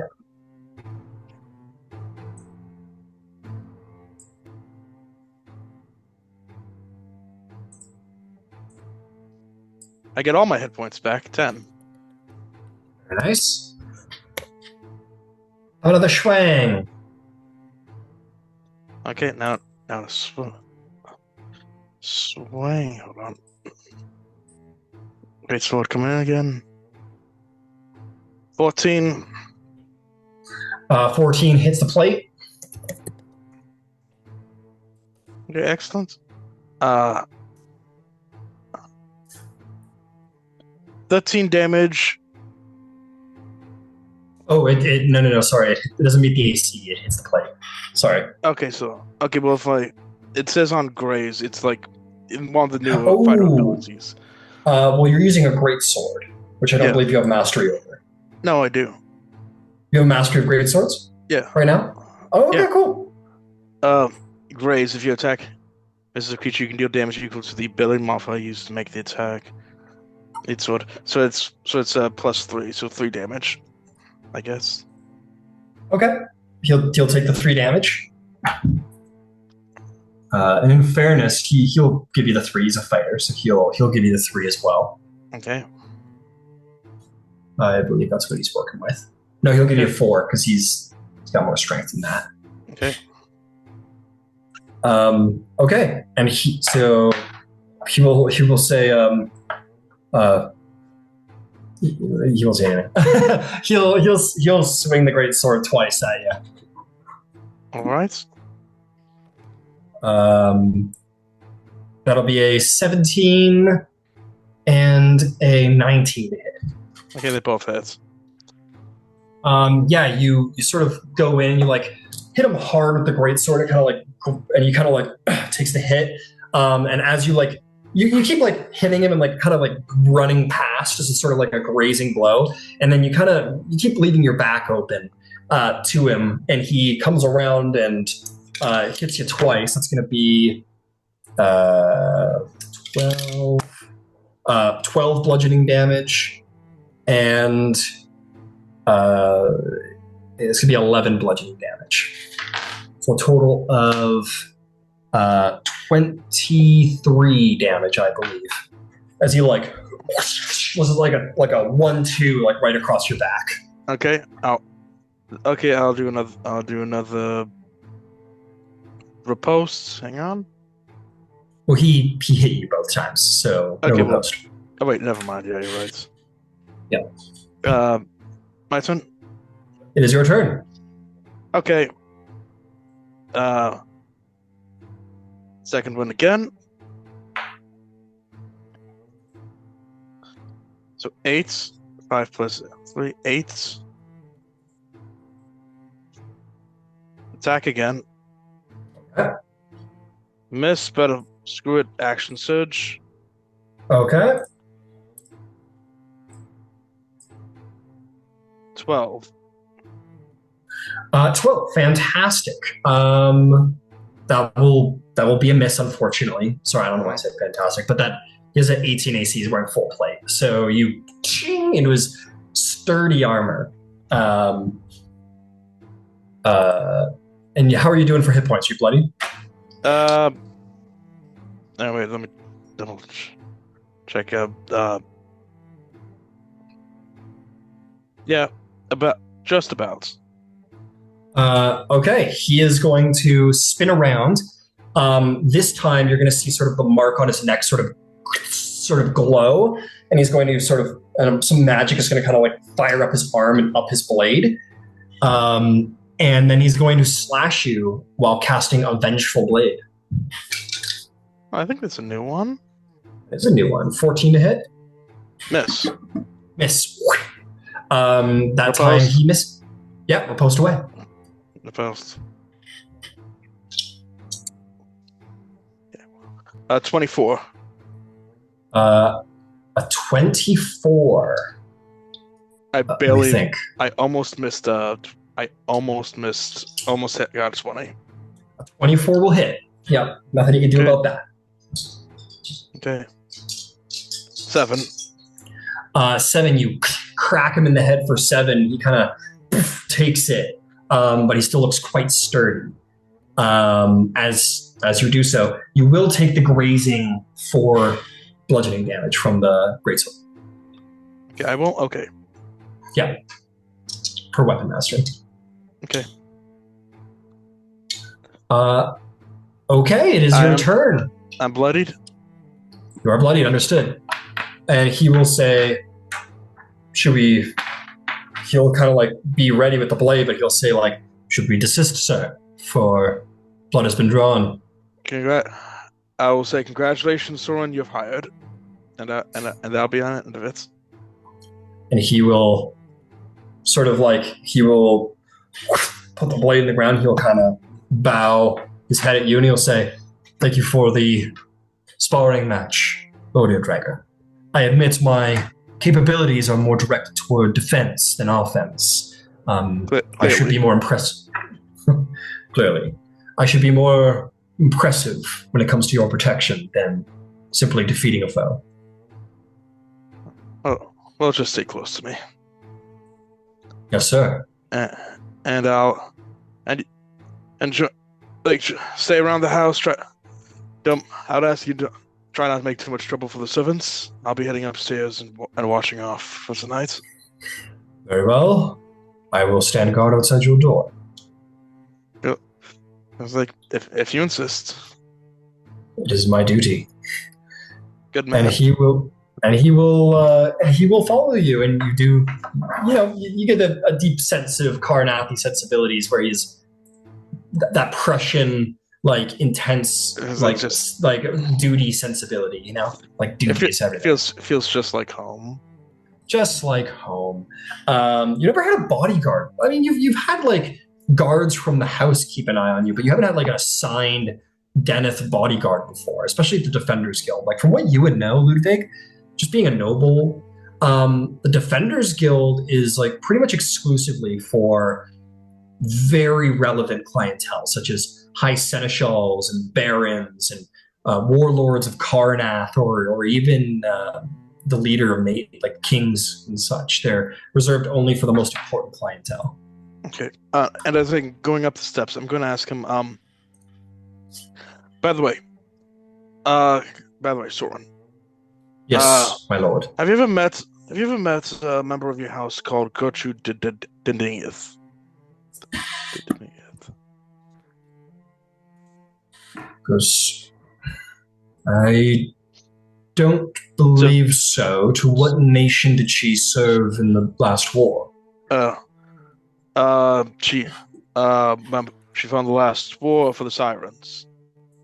I see. Well, we would have been on opposing sides, and if we ever came to conflict, we would have stood down from each other in that battle. So it would make sense that we haven't met. Well, I was hoping to hear if she. Shame. I was hoping to hear if she was still. She made it outside before the morning. If it pleases you, my lord, I could make inquiries. Yeah, I would like that. Throw my name around. Ask for Gertrude around your house. I describe her and say I'm the one with the other guy on the day. The one, like I'm the one you met during the Dargoon Raider attack. I will make inquiries with the Sentinel Tower in Kalkton and see if there's records of this person, the Denise service records. Thank you. I'll look into this. I may like to know if she's still alive. Thank you. Very well. Yeah, cool. And that is Ludwig. And we will get to the party when we come back for our break. But before we do, Rowan, is there any, because you're sort of who we've touched on the least, is there anything you'd like to do today other than organize the house, prepare for the parties? Is there anything you would do before your guests arrive? Well, I mean, I guess I'm putting a dress together, yeah? Yep, we do have a couple of things. So I'll tell you what, let's run through those very quickly, because we do want to get to our dinner when we come back from our break, because Cross is visiting Deneth Enclave, and yes, Rowan, you are meeting Lois's contact. So yes, we'll run through those quickly, but I will have a strict cutoff time just so we can get to our dinner.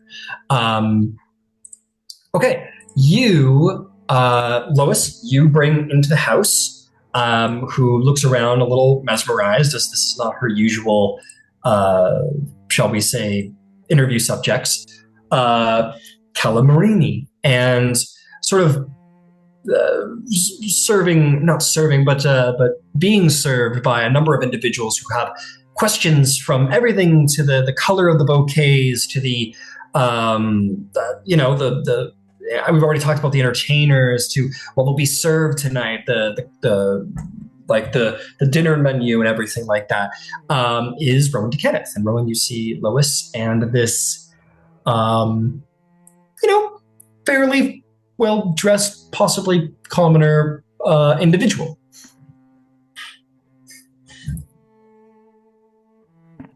Rowan, do you have a moment? Yeah, I do. Fantastic. Rowan, I'd like you to meet Calla. Calla works for the Chronicle,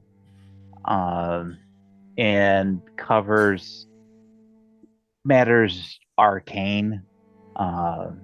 And since I need a +1 and I have some responsibilities for the paper, she seemed like a good choice.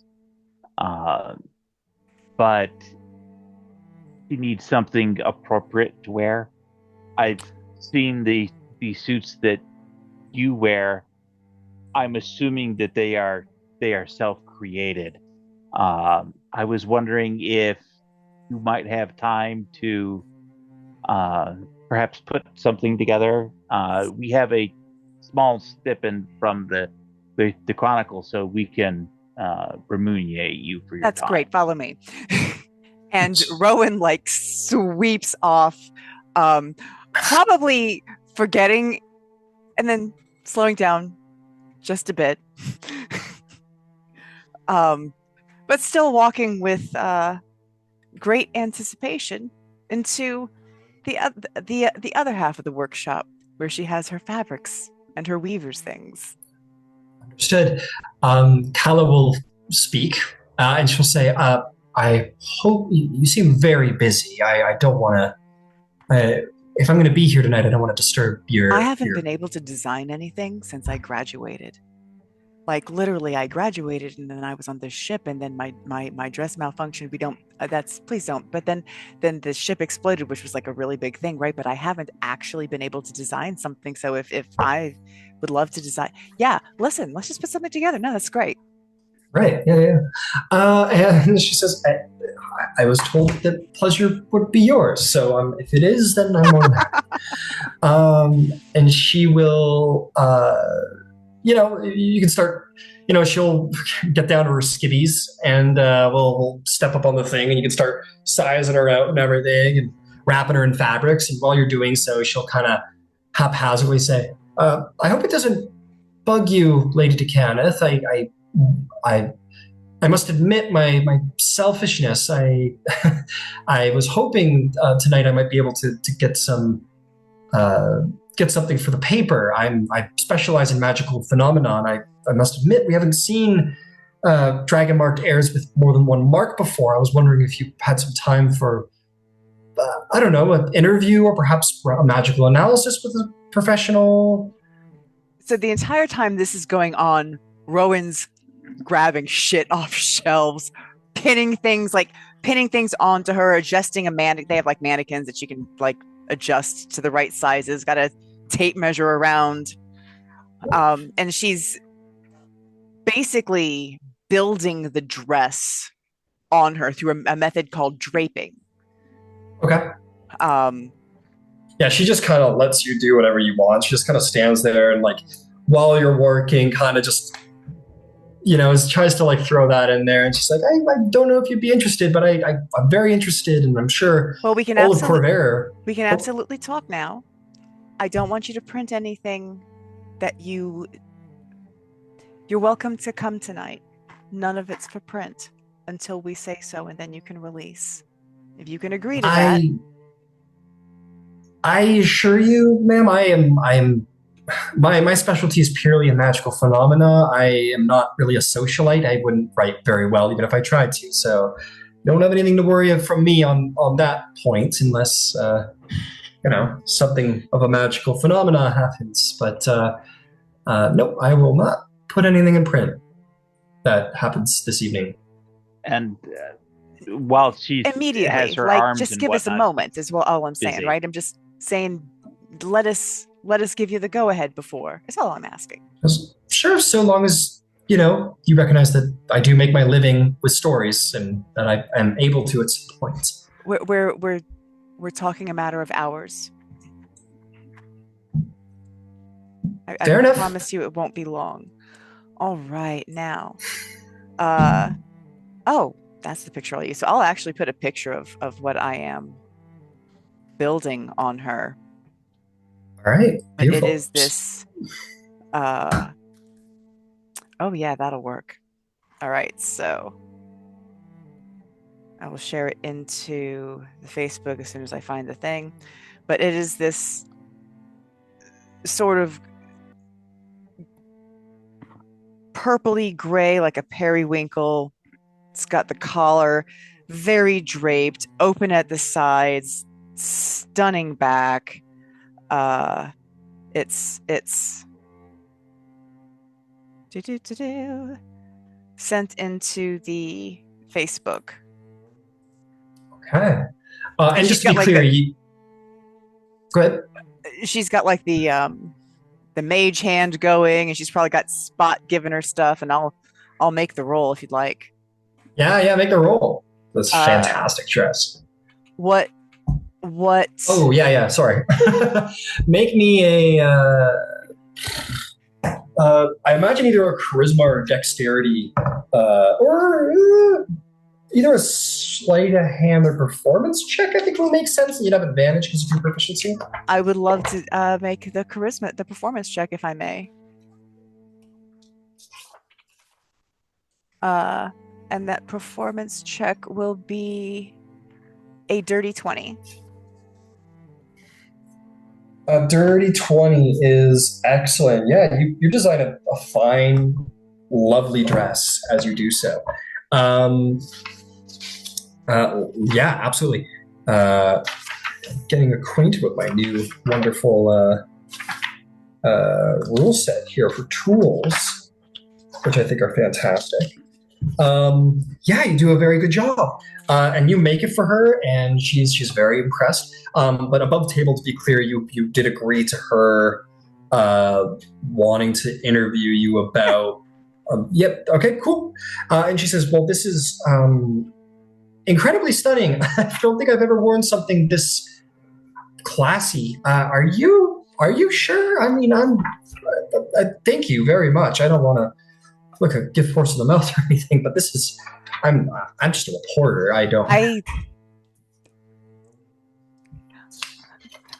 I love. This is what I wanted to do, right? Like, I wasn't expecting to be important or anything, and I don't get to do it very often, and I don't know when I'm going to get to do it. While I'm finding my uncle and things, because a lot's happened. So, it's my gift. I hope you enjoy it. I very much will. Thank you very much. What kinds of magical analysis did you want to do on me? And Rowan will sit down. I will say this will take 4 hours to make. This is fine Okay. clothing. Or no, not 4 hours. It's 15 gold for a fine set of clothing, and you do 50 a day. So this will be more like 2 hours ish.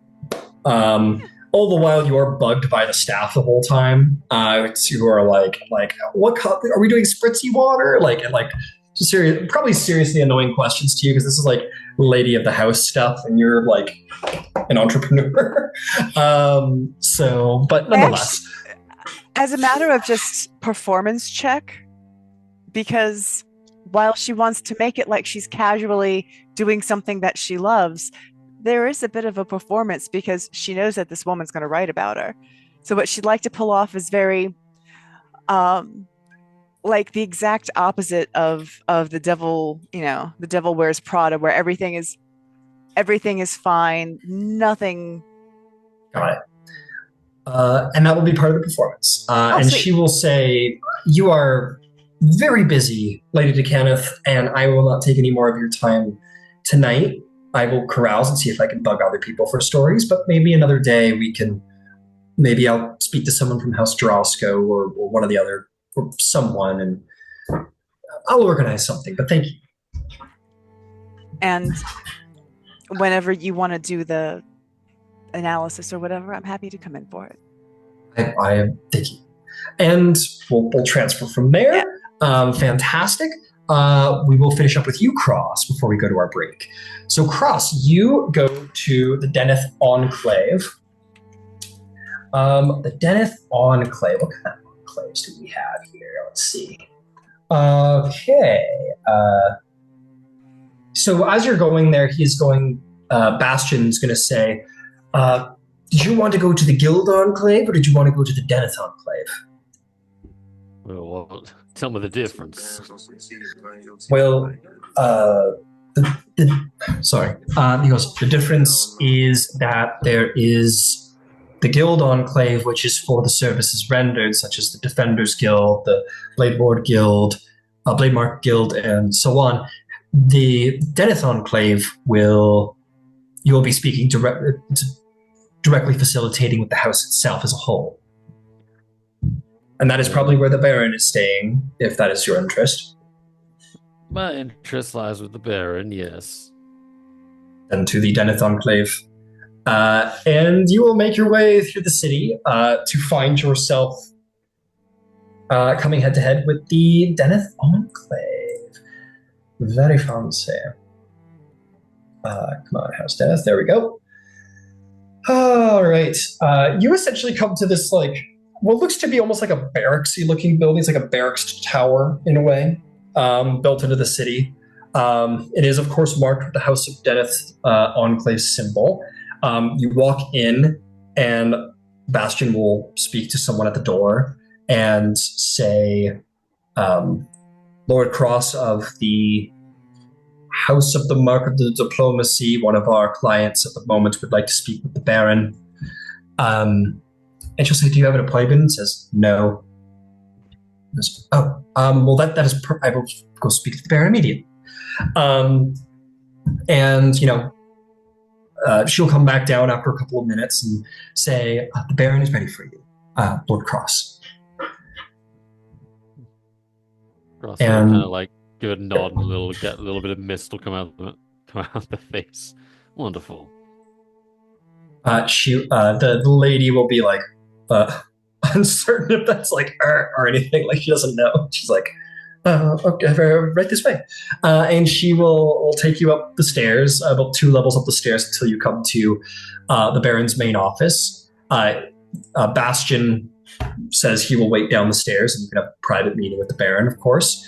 And the Baron is as ever in full armor. He does not seem like a very chill individual. He will approach you with his mark sort of across the side of his face. I'll repost his image in his handout.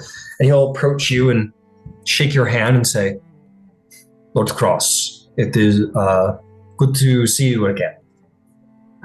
We never got a chance to speak at court. No, we did not. But first of all, wanted to express my gratitude for your generous, offer of a personal bodyguard for the week. I've had a pleasant walk over here with Bastion, just talking.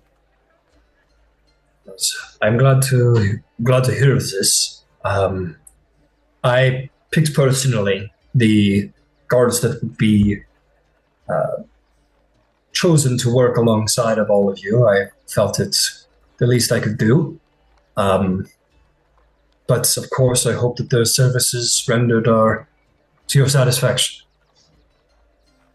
Well, remains to be seen. During my walk, I happened to give a little thought to House Deneth, and I think it's fair enough to say this now, but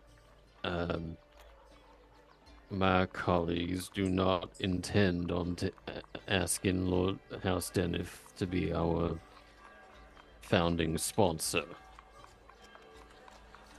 I understand. I understand, and I wish you all the best of luck in finding the house that suits you best. That said, I want to say a more somewhere on the line of business and personal note.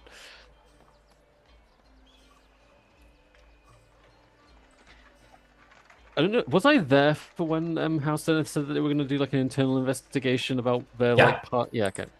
Yeah. I must say, what you said during the royal court about an investigation into any wrongdoing in House Deneth piqued my interest just so much. I see. I'm glad that I hope that it sent the right message. It did. I'm sure you've seen me speaking with the Queen, and I think all of us who survived the attack on the Golden Dragon feel... How do I say this? Well, you're a man of the military. I think I can say this in maybe a little less diplomatic term. Pissed off about having an attempt on our lives. Yes, in House Deneth, well, we're not the House of, well, we don't deal in diplomacy as much as some of the other houses. Feel free to be blunt as you like, and you pissed off a lot of people. I can understand why you're pissed. So, all this to say, and you may, you can tell me to back off if I'm overstepping here, but I would.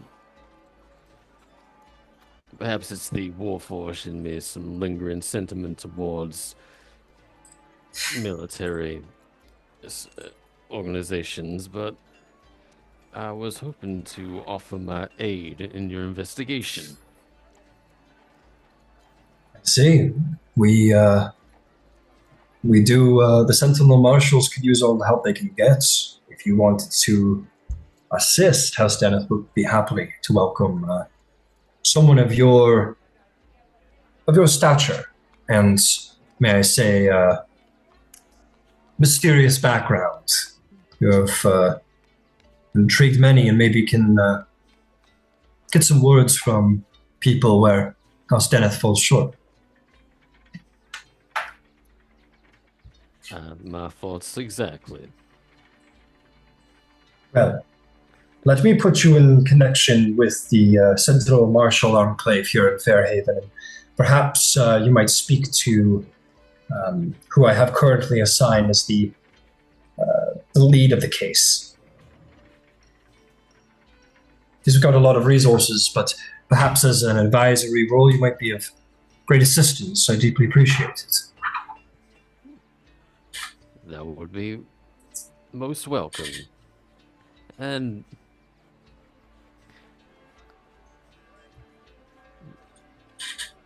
I would. How do I say this? Consider this my way of. Well, my way of expressing. I don't know, let's say. Well, my gratitude for giving me a bastion. If only temporarily. I'm glad that it suited you well.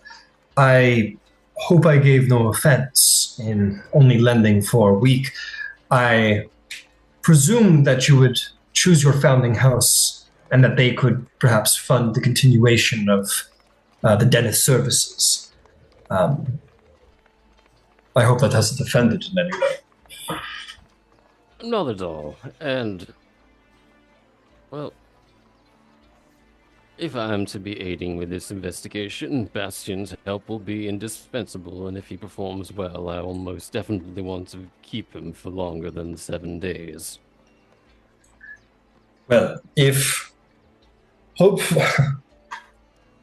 that Bastion's work with you is peaceful, and if it's not, he will have the opportunity to prove himself, but hoping everything goes well and that you will not need his services, feel free to test him in any way you see fit.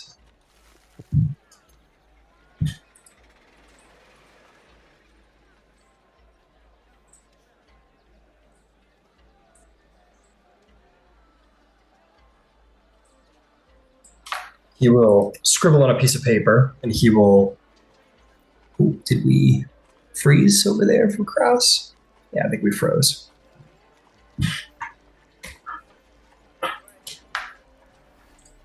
Okay.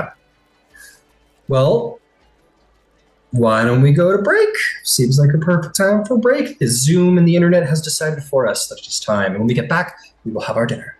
And my character's like taking a short rest. Sure, yeah. No problem. Yeah, anyone can get any short rests, please.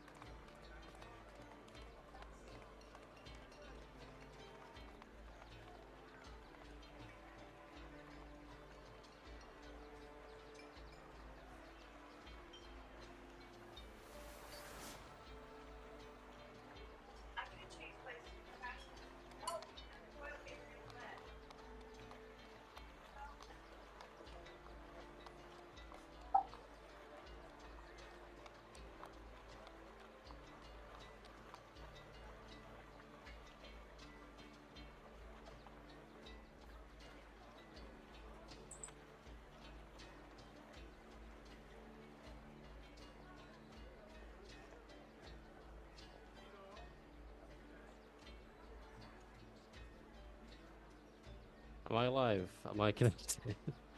You're live. We went to a break. Okay. Yeah. We can wrap up anything else that you wanted to do, or say to the Sentinel Marshal, or the Baron. No, that basically sums up. You just get in contact with the Sentinel Marshal looks at me. Beautiful, fantastic. Yeah, and he'll give you like basically like a letter, like a writ saying to like let you through and talk to who you need to talk to. For the Sentinel Marshal's office.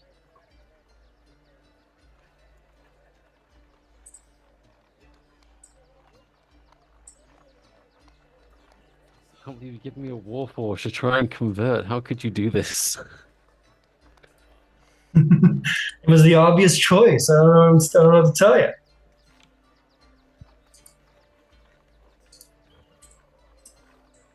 This person's going to be kind of interesting to meet.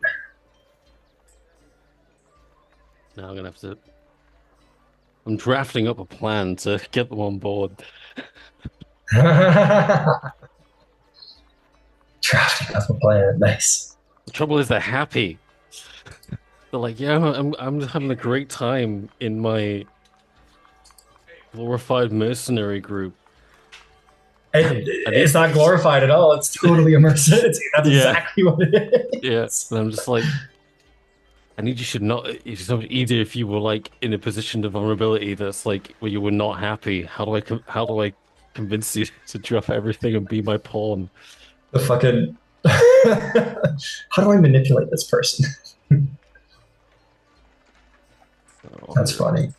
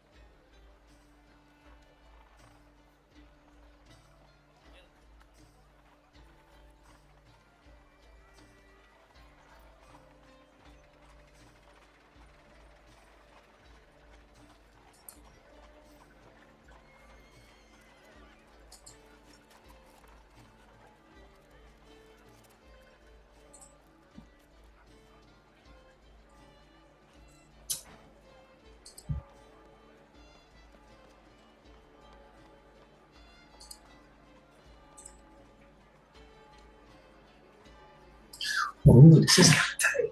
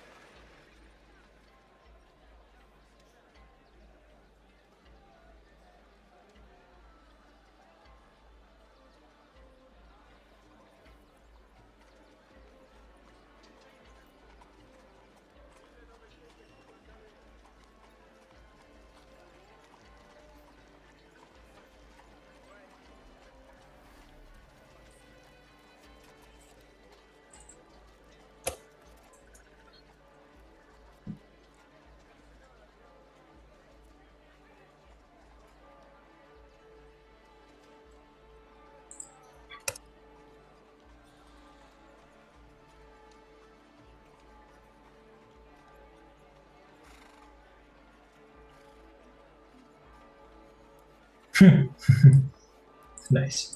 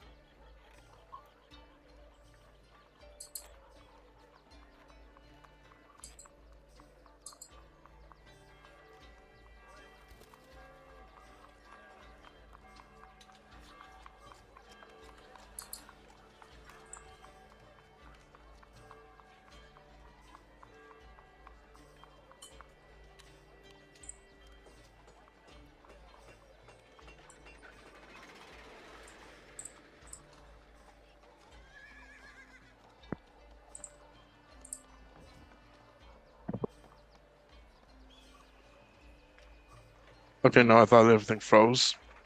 Never mind. Oh no, just looking intensely at. You're looking so intensely, everything froze. Yeah, I'm just looking for art for this Sentinel Marshal, because, well, you'll see. We'll see. See him back in a few minutes. She's pretty cool.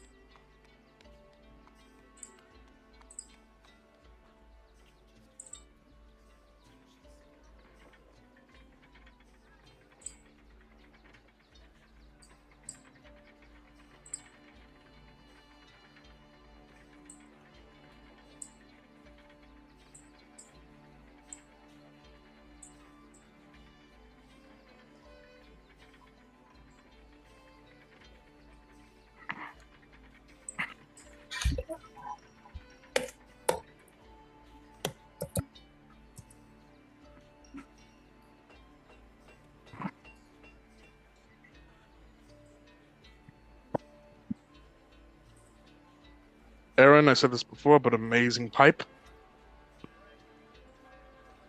It's just about pipes. He has a pipe. Thank you. Yeah, I just started it less than a week ago, so Very hobbitish. really enjoying it. Yeah, fully embrace the Bilbo Baggins energy. For aesthetic reasons, for no other. Right. I like that smell. It's actually very aromatic, right? I like the probably about 3/4 of the reason I'm doing it is just because I like the smell being around. Yeah. Nice.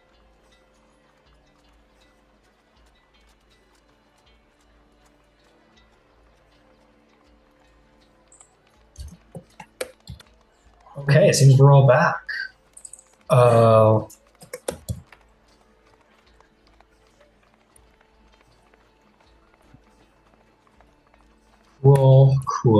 Cool. Sweet. I was just making our Sentinel Marshal. I'm very excited about her all of a sudden. Okay. All right. It is dinner time. It's fucking dinner time, guys. We're all done. The other stuff. It's dinner time.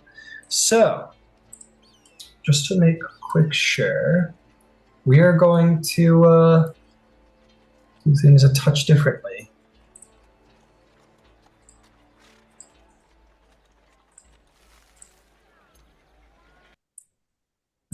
It's the Olivier estate. Whoa. I gotta share sound too. Hang on. There we go. Boom. All right. Let me turn this up. We're gonna turn all of this down,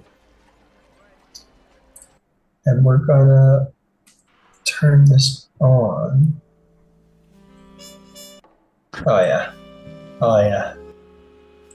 They invented a trumpet for this event. Coming from House Kenneth, trumpets, new instrument. Okay.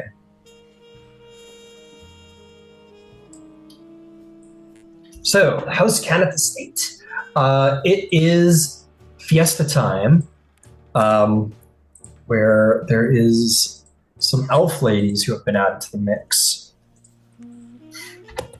and some bastions, or excuse me, some Deneth warriors here. So we'll say that. Man, you're gonna have to bear with me. I gotta keep up with all the people who are coming to the show.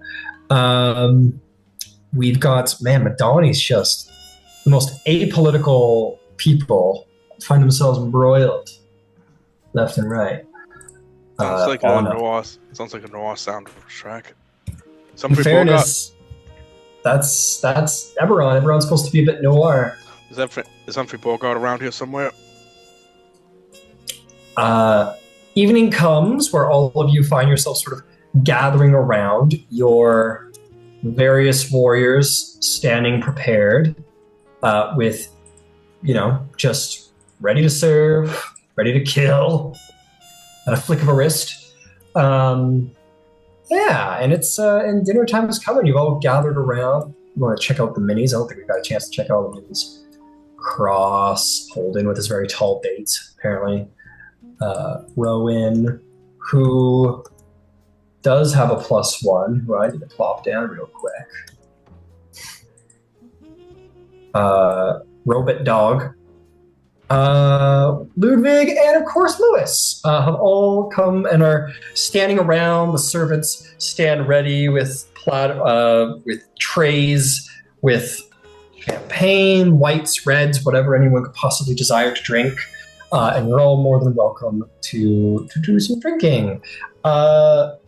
As you're waiting for your guests to arrive, is anyone doing any sort of drinking? What's going on? I'll have one wine, I suppose. Yes. Got it. Yeah. You fill your hand with a drink. Anybody else? Yeah, I'll secure a drink for the lady and myself. Very cool. Everybody else? Anybody else? Oh, sure. Sure. Yeah. When in Rome. When in Rome. I have Yeah. a, People I have who drink better than sailors or reporters. Yeah. It's true. So is the bar in here? Like the actual bar that Rowan... Is this where the bar is? No. I think that is in much more casual. I imagine that's in more casual quarters. I don't think. I think that's probably in the. You guys would have like sort of like a dance hall. I imagine that's kind of there. I don't think Killian would have been into the idea of there being a bar in the middle of the like entryway. So he was like, that's where we're in the foyer. That's right. Yeah, you're not waiting for your guests. I will pull someone aside and ask them to bring me a whiskey neat. And they do so. I imagine someone's already has those ready to go per being your drink. And if you ask for one, Ludwig, they will certainly bring you one. But it sounds like everybody's having has a drink in their hand except for Cross, fittingly, or Forged. Fantastic. Just gonna mark off our who we got here. What's her name? Lois's date from the Kornberg. Yeah, and there's a little mingling that already kind of begins because these people are new. You guys see this half-elven woman who you've never seen before show up with Lois in like a stunning, flattering like dress. Just completely out of left field. Lois, this kind of sort of mousy, gnomish reporter, shows up with this like this woman who is in her probably looking as hot as she's ever looked in her entire life. Maybe not, and doing her best to kind of work with it, but maybe a little like my back is all the way out. This is cool. And so some mingling begins. Do you guys mingle with each other at all? Yes, Oh, yeah. absolutely. Absolutely. Introductions all the way around. Yep, introductions. I would try to find Rowan first and just, again, reintroduce Anna Demidanian and, sort of on the spot say, I hope it's fine that she's my +1. Of course, I couldn't be happier. Welcome. Oh, you have a beautiful home, Lady DeCaneth. A beautiful home. Thank you. It's my uncle spent many years curating this place. Oh, I see. Yes, and my condolences for your uncle. I'm still getting used to it being mine. I didn't mean to make it weird. Just it's weird. I'm sorry. And she drinks a little something. Fantastic. Meanwhile, you show up with your very friendly +1.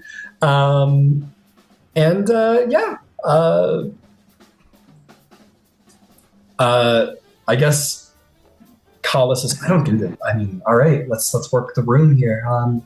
Who here's double marked? Myself, Lady DeCaneth,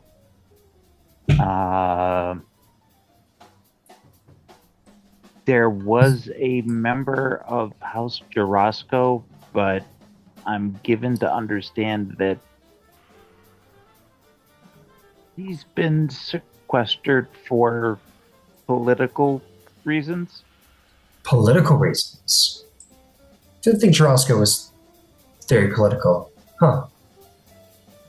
I'll have to stick my nose over there and see if I can't get an interview. At this point, the door will open, and the chief steward will sort of present. There'll be some conversation at the door because the +1 is a little bit of a surprise. There isn't any forewarning about that. But House Sivis is the first to arrive, and the chief advisor will say, presenting Doyen Lys Leramin de Sivis, matriarch of House Sivis, and her +1, Viceroy Yervin de Sivis, Lord Seneschal of the Speaking Guild. I will present as you see a rather handsome gnomish gentleman enter alongside her, much her younger, and also accompanying but unmentioned is a sort of unnamed member of what you expect is the Deneth Defender Guild, just a bodyguard, additional bodyguard. She sort of looks around. A drink is immediately sort of presented to the two. The guard stays close, but not too close. Who would come to greet the doyen, if anyone? Rowan's going to want to greet people like, I mean, it is her house and her party. You are hosting. And that's the Viceroy, right? That's a big deal. Great. Yeah. For my marked people, Rowan and Louisana, just to understand the hierarchy of what Viceroy means, High Seneschals can be Viceroys, obviously, and Viceroys are essentially members of the house that sit on the leading council of the house and have the power to strip the barons of their power. And so they're essentially like, they're the board. They're the board under the CEO, is the best way to think about it. Fantastic. You approach Rowan. I'm going to just ask Lois, did you want to approach with Rowan because it's your house? Absolutely. Fantastic. Absolutely. Your +1 will go with. Incredible. So at the door, Rowan? She will immediately go to clasp hands with the doyen and with the Viceroy and say, you honor us. Thank you so much for joining us tonight. She goes, well, the pleasure is mine. Thank you for inviting me to such a lovely home. My goodness. I have to say, my goodness. But yes, he was already called out, but allow me to introduce Viceroy Yervin de Sivis. He is, well, it feels silly to reintroduce after such a fine introduction. The High Seneschal of the Speakers Guild. And Yervin will sort of take your hand, Rowan, like that. He won't kiss it, but he'll like nod his head very gentlemanly. And he'll say, Lady de Kenneth, thank you for the hospitality. You are most welcome here. And they will see Lois, and the doyen will say, Lady Lois de Sivis, good to see you again. And thank you for the letter earlier. Oh, you're very welcome. I greatly appreciated your introduction to the court and the introduction to these wonderful folks. As we embarked on this new and interesting journey, I'd like to introduce you to Palamarani from the Chronicle. She'll say, an honor to meet you, Lady Doyen. And we'll say, a pleasure.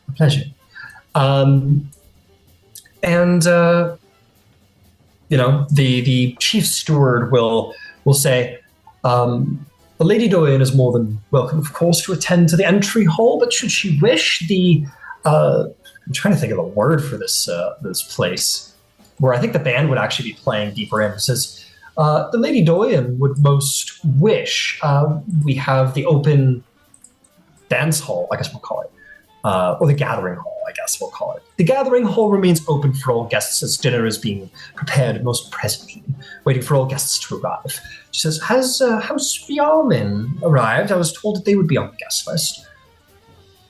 They are coming. They are not. You beat them to it. Well, far be it for the House of Entertainment to be fashionably late. I will report once to the wonderful hall that seems to be prepared. And she will say, come, Viceroy. And the Viceroy will say, an honor to meet each and everyone here. Likewise. And they will, with their quiet but keenly ready bodyguard, will make their way over to the dining hall. or the gathering hall, we will call it. And they will be in there. There will be some servants around over there, of course, as expected, and the band is playing on the stage. And there's a bar at the back. I haven't put it in, but the bar is at the back of the hall near the window. Sweet. Anybody do anything else? Waiting for Phiarlan to show up? Well, now that the members of House Sivis are there, I'm gonna make a point of going to the other newly marked folks and do introductions. Because I know that the Phiarlan folks have a more personal relationship with Rowan, so it wouldn't be appropriate to be right there. Beautiful, beautiful. I will say, I'll give you a hint all of the etiquette. It would certainly be proper for everyone to be attending to the guests in the gathering hall where the music is all happening. Now that guests have begun to arrive, that would be proper. And if the host wanted to tend to the house and remain ready for the rest of the guests, that would be very appropriate as well. In that case, that's where Kala and I will retreat to. So the Viceroy and the Doyen are not the only folks in there. Fantastic. So you'll kind of show them the way. And yeah, you report in, and the band's just jamming away to some jazz over there. And the Lady Doyen says, "My, what interesting music. I've not... Huh. Because I'm just fascinated. I haven't heard such music before." It's apparently a favorite of Lady Decanus. I see. I'm not personally familiar with it myself, but it does cause one to move one's feet. Indeed. I feel a sort of wiggling in my heel. Viceroy Irvin, as Rowan, I assume you're still in the entry hall? Mm-hmm. Yeah. In fact, if she was part of that is she part of that conversation? Did she hear what just said? No, that was okay. They've gone to the gathering hall at this point. The Viceroy will say to you, Lois, he'll say, I'm led to understand that Lady Rowan has Siren roots. Is that perhaps what this is then? Is this Siren music? It may well be. That's part of her history from what I actually read in the Chronicle. I've only recently made her introduction by dint of, and she'll, hand wave at her right eye. Absolutely, of course.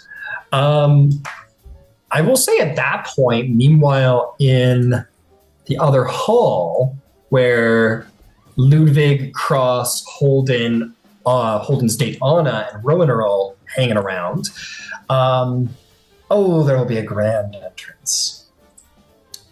You are going. I gotta pull up her stuff here real quick because House Phiarlan doesn't simply enter a party. Like walking into Mordor. One does not simply enter the party. Okay. Just pulling their stuff out here, getting myself acquainted. That's exactly who I was looking for.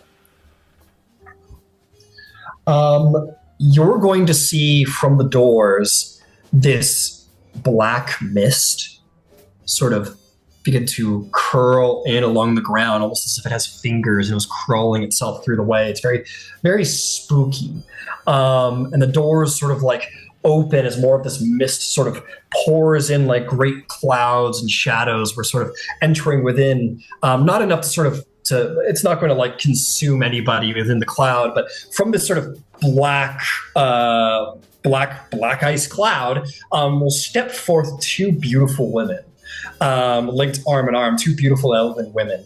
One is quite recognizable in a gorgeous backless dress, of course, is a nod to Phiarlan.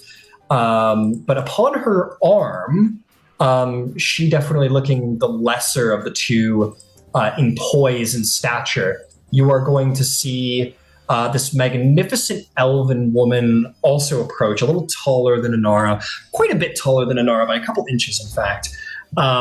Long, pristine black hair, raven black. She has this sort of gemstone, diamondy, crystally meshed headdress sort of covering over her scalp, but not hiding her beautiful hair. Oh, keep going, Miles. There it is. She is wearing this long, beautiful midnight purple dress with long sashes and an overcloak, and has these like magical purple gloves that seems to almost have mist within the fabric that kind of moves in and around. And as she sort of waves her hands, it seems to almost command the mist as she goes. I will share her handout as the steward, sort of a little overwhelmed by the spectacle, says, now presenting Baron Elvenor Elorthy de Phiarlan and her plus one, Lady Inara de Phiarlan of House Phiarlan. They both come in sort of arm in arm a little bit.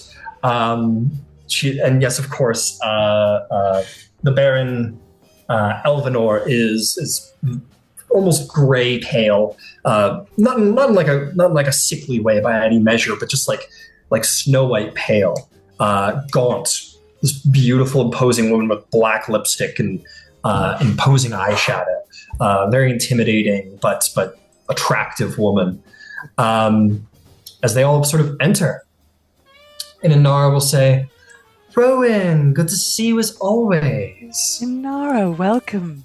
Welcome in my home. And she gives the little kiss. Kiss on the cheek, and she says, may I introduce you to the Baron of my house, Phiarlan, the esteemed Baron Elvenor Elorthy de Phiarlan, matriarch of my house. And Rowan will give a little bow and say, you were so welcome in my home. Thank you so much for joining us tonight. She will say, and as she speaks, melodic, beautiful voice, as if every word was just like the beginning of a song, but not quite. She is speaking and not singing. She will say, I have heard a great deal of the Lady de Caneth of the Olivier estate. It's an honor to meet you. And she will take your hand and she will kiss your knuckle. And Rowan will probably blush a little bit. Fair enough. If you want to make me a history check, Rowan, about Elvenor, I'll give you a little fun tidbit about her, a little fun fact. All right. It's a 15 on the dice. I'm kind of smart. Is it history? That's right. All right, so 15 plus 4 is a 19. 19. The Baron Elvenor is esteemed as when she reached her middle years, so around 400 years old, she mastered what is known as the breathtaking dance of 20 shadows, in which she weaves spells from darkness, from the darkness and mirror image spells into a skillful concentration of magic, and it's supposed to be like one of the greatest dances ever conceived and performed in history.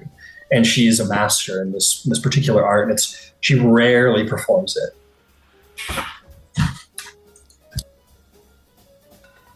Oh yeah, I think as Rowan comes to that realization, she just kind of bows again and say, the band tonight is a little experimental. It's not the normal kind of thing that you might hear. But Inara's familiar with it. It was popular in the kennels. This guy just happened to be in town, but he's amazing. The kennels, interesting. Inara says, well, I hope you won't mind that perhaps me and maybe perhaps I can convince the Baron to take the stage at some point tonight. It must be the expectation. I would have never dreamed you would honor us so. I would love that. That would be amazing. Please, let me introduce you to everyone. Yeah, and they will sort of move over, and you'll kind of quietly hear from like behind you, Elvenor sort of not whispering, but quietly saying to Inara, saying, "Any chance to show off?" And Inara sort of just chuckles at the Baron. But yes, you may all indeed meet the esteemed Baron. So Holden, Cross, Ludwig, and that's it, are all summoned to meet the Baron, I assume? Well, we will, I mean, if they're in the room, then yes. If we need to go into the... Who is there right now? As far as I know, only Lois is actually in the gathering hall, and that nobody else is... I imagine, it sounds like everybody else is here in the green All right. hall. Well, then yes. I will start introducing people immediately. Fantastic. You go around, introduce everybody. The Baron, Elvenor, will say, she'll go through each of you. It's a pleasure to meet you, pleasure to meet you, pleasure to meet you. She goes, I hope nobody took offense to my lack of presence at court. My associate, we will call her, Inara, insisted that she might make a familiar introduction with the group. I'm very excited to meet all of you, finally. Quite the hubbub he creates. No offense was taken. It was wonderful to see a familiar face. Most excellent, most excellent. May I say, Lord Cross, Diplomats, Cross, you have been quite the talk at court. What a mysterious figure you are, and seem to live up to your reputation, at least in appearances. Well, I imagine there's a certain degree of novelty there. Something new and previously thought impossible. So, stands to reason that those with those who have a place at court would find my presence to be something, well, of interest, I suppose. I must You say, indeed are a creature of interest, if I may say so. For more than just the mark upon your face, you have stunned the court, being so familiar with the Queen. Oh, I owe that to, well, some help from the court back in New Syria. I respond well to direct instructions on how to conduct myself in a formal setting. And may I say, your entrance earlier was nothing short of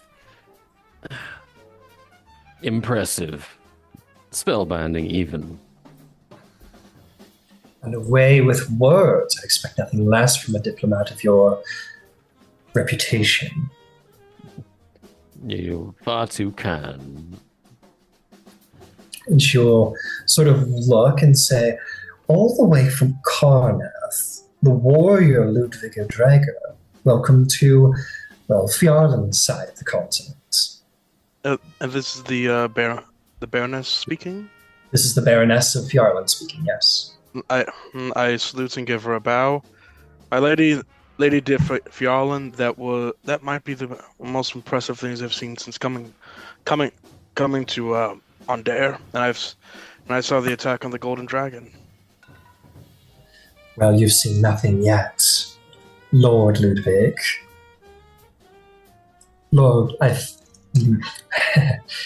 House Phiarlan has many spectacles that we would be happy to share with such an esteemed group. And speaking of esteemed individuals, Mr. Lackyard, or Lord Lackyard now, congratulations on joining the ranks of the Dragonmarked. Thank you, Baroness. My, what a lovely date you have for yourself. A new acquaintance, as it were. I don't have many friends in town, and I'm looking to make new ones all the time. Yes, I see. And Anna will say, a pleasure to meet you, Baroness. It says, a pleasure, Lady de Madani. I hope you won't mind, but I heard through the grapevine that House Madani was none too kind about your offer of founding. That they've always been a bit of the black sheep. I hope they haven't given a poor impression of we Dragonmark folk. Oh, of course not. Of course not, my lady. It's simply our arrangements simply did not work out. As things happen. As I'm sure you are all going to learn very soon, being destined for great business entrepreneurs of Covert and all of Eberron. You have a bright future ahead of yourselves. I think, Holden, you might catch some blush in the cheek of a little blush of embarrassment from the cheek of Anna for the sort of jabs at Madani. Sure. And she says, well, I hear wonderful music. You said from the kennel of Inara the Kennel. And Inara will say, that would be Dargoon, Baroness. Says, right, Dargoon. Says, I was not aware the works Phiarlan has been doing down in the south. And Inara says, well, the Baroness indeed only visits. It's been some time, perhaps I might visit myself. She goes, indeed. Well, let us go hear it better, perhaps. And we'll begin to sort of whisk across the hall to make her way to the gathering hall.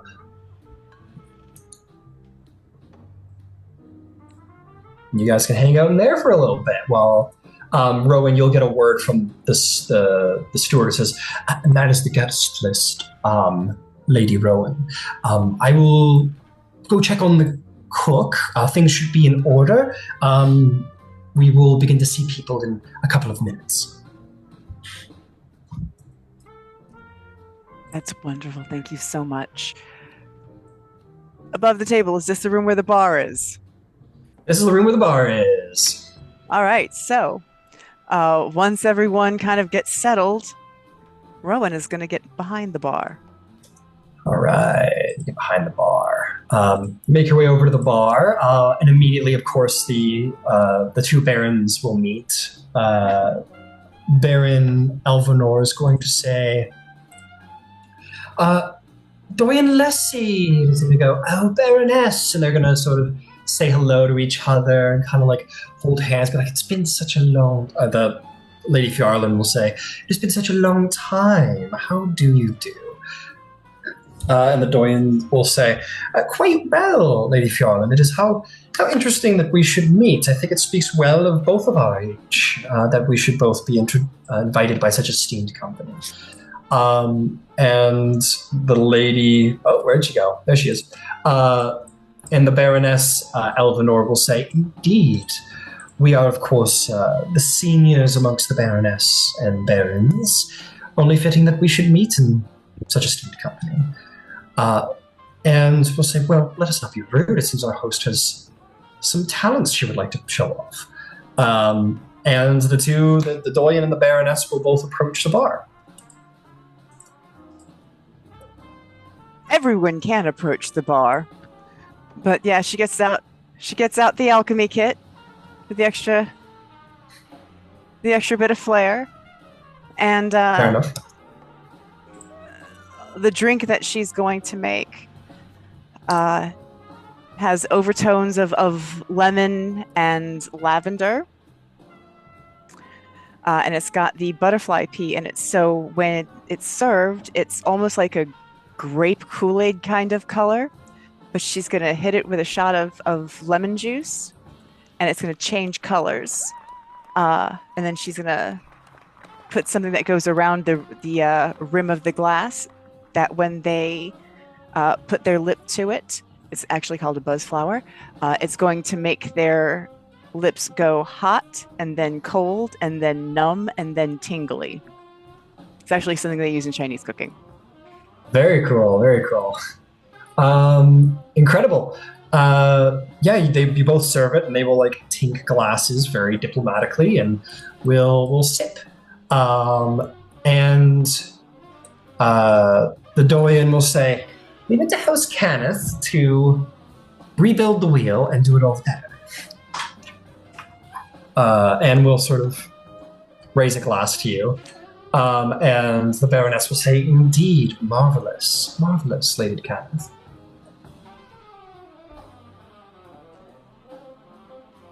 Let's talk. She'll gesture everyone over. Yeah, as she's you guys making all everyone drinks. got it. You make your way over to the bar.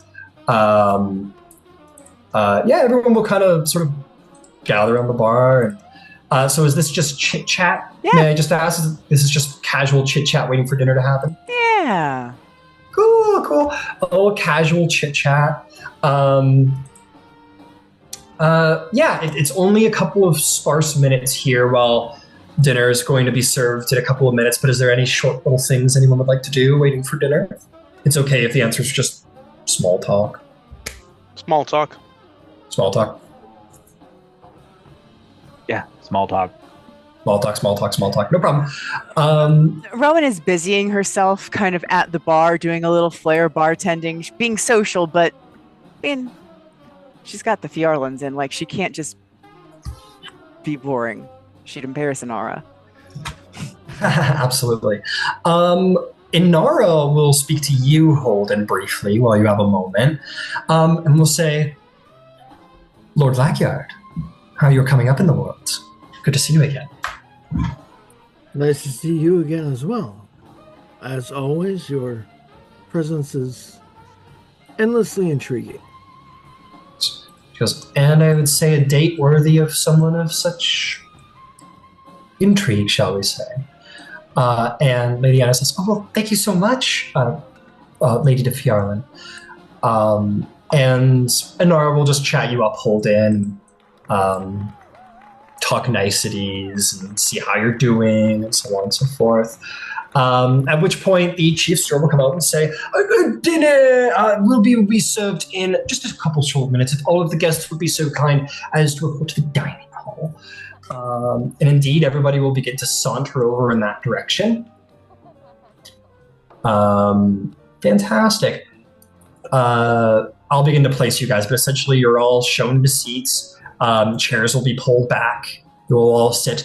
What is this? This thing is kind of slightly important. What is the seating arrangement?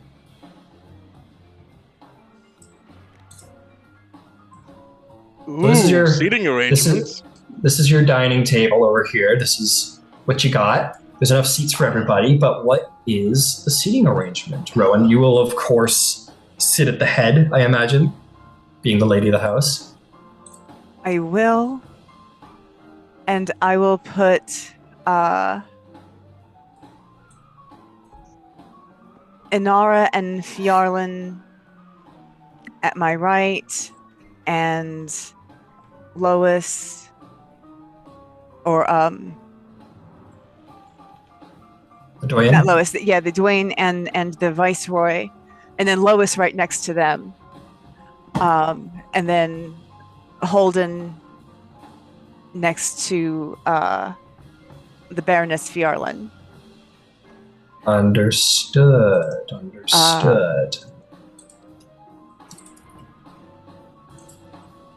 Baroness. It seems we're seatmates. Yes, indeed. That is a question. I assume like the plus ones of the barons are next to.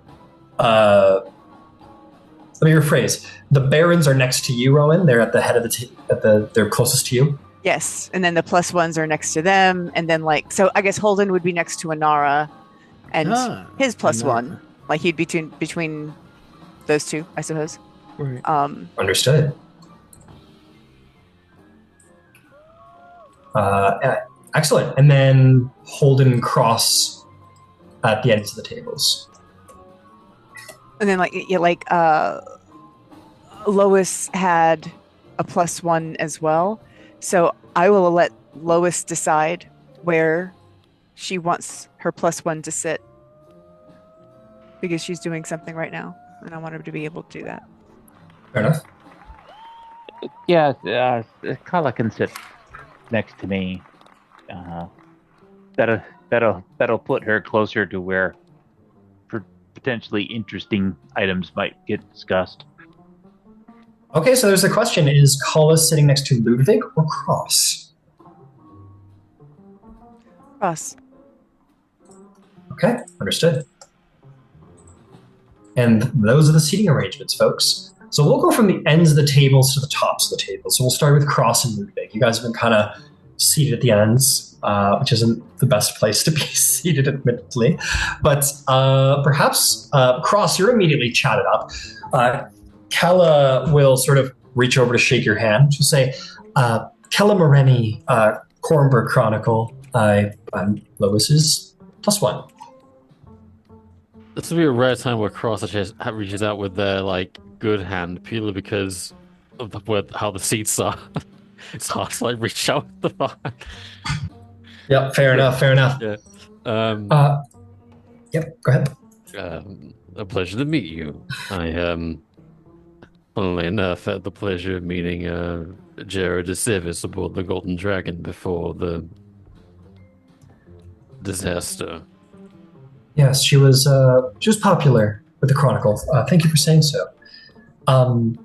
Well, I hope you won't mind. I'm actually specialize in reporting magical phenomena, and I have to say, Lord Cross, I've noticed I spend a lot of time around the Mournlands, and I hope it's not improper for me to ask, is your smoke related to that in any way? It seems familiar. There's a pause, and even then some there's a sort of steady stream of mist kind of coming out throughout the whole evening. My going theory is yes, I'm a survivor of the morning, and whatever it did to me beyond the damage to my body, it seemed to have some lingering after effects, and one of them is like the mists you see in the Mournland. Those seem to flow through me like, I don't know, the alchemical fluid that keeps me alive. Interesting. Would you be interested in an interview? I'm sure you could use a break from all of this Golden Dragon business. Would you be interested in an interview? I would love. I report a lot about the Mournlands, and I have to say you have a very unique magical effects happening. I would also be more than happy to connect you with certain experts who might be able to maybe help you understand what's going on a little better. If you have any interest, I do a lot of work with mages. I'd be happy to do an interview, but I might have to decline the investigation into my body. Kind of lowers his voice a bit and says, I got poked and prodded enough in the weeks after the morning to more or less dissuade me from ever having someone start invading my internals ever again. So the music's a bit loud. I could barely hear myself. It is a bit. I know it's a bit loud. Sorry about that. And plus, that's not dinner music. So sorry. Go ahead. My apologies. Yeah, I would not like to have any wizards or sorcerers poking around inside me ever again. It was deeply invasive when it was done a few years back. Sorry to hear that. It was just an offer. I for your consideration, less so mine. But thank you. Yes, I'll be sure to. We should set up a time, and you two can start. She'll make a date there to have an interview. Meanwhile, across the table, well, actually, yeah, this is a question for you, Holden. Holden, are you speaking to Inara or are you speaking to Ona? Well, I'm going to make sure that first he's going to make sure that Anna is comfortable, that she's properly seated, and that he's basically going to ask her, how she's doing right now at the moment, like everything okay, and make sure that she's kind of, comfortable enough seated at the table. But then he will turn and sort of give kind of a nudge and a little bit of a wink to the Inara, and he'll say, "Well, it seems that fate keeps bringing us two together." You believe in fate, Mr. Lackyard? I believe in anything that makes matters of design look magical.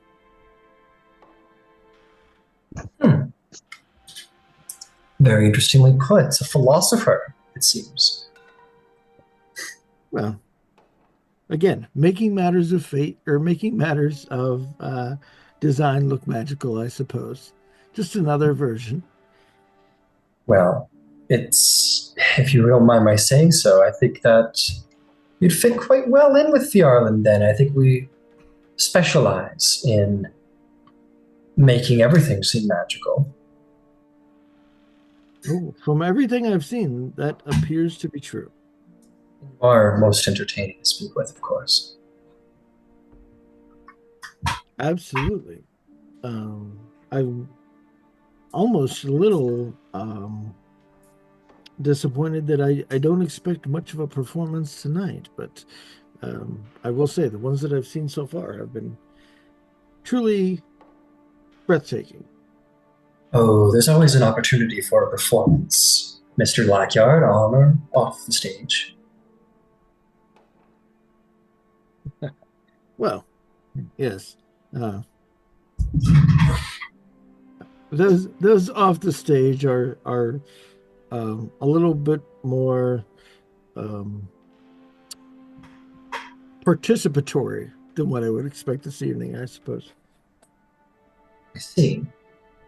Well, expect the unexpected is my advice to you. And you two will kind of talk and frankly flirt a little bit, it sounds like. And at least on her side. And next to you, Anna is situated and whatever, and you kind of start speaking to Inara, and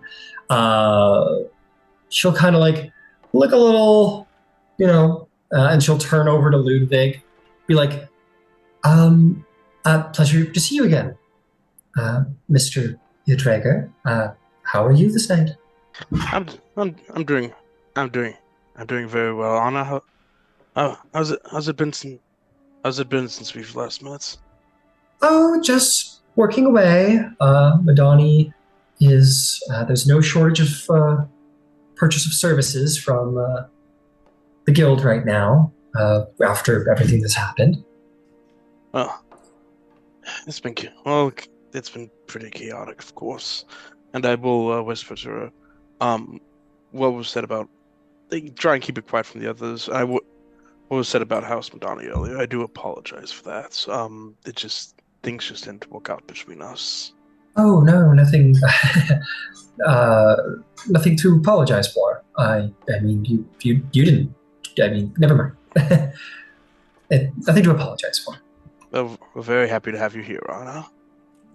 Well, thank you for saying so, Lord Udrager. And unless there's something you wanted to say, you guys can continue your small talk.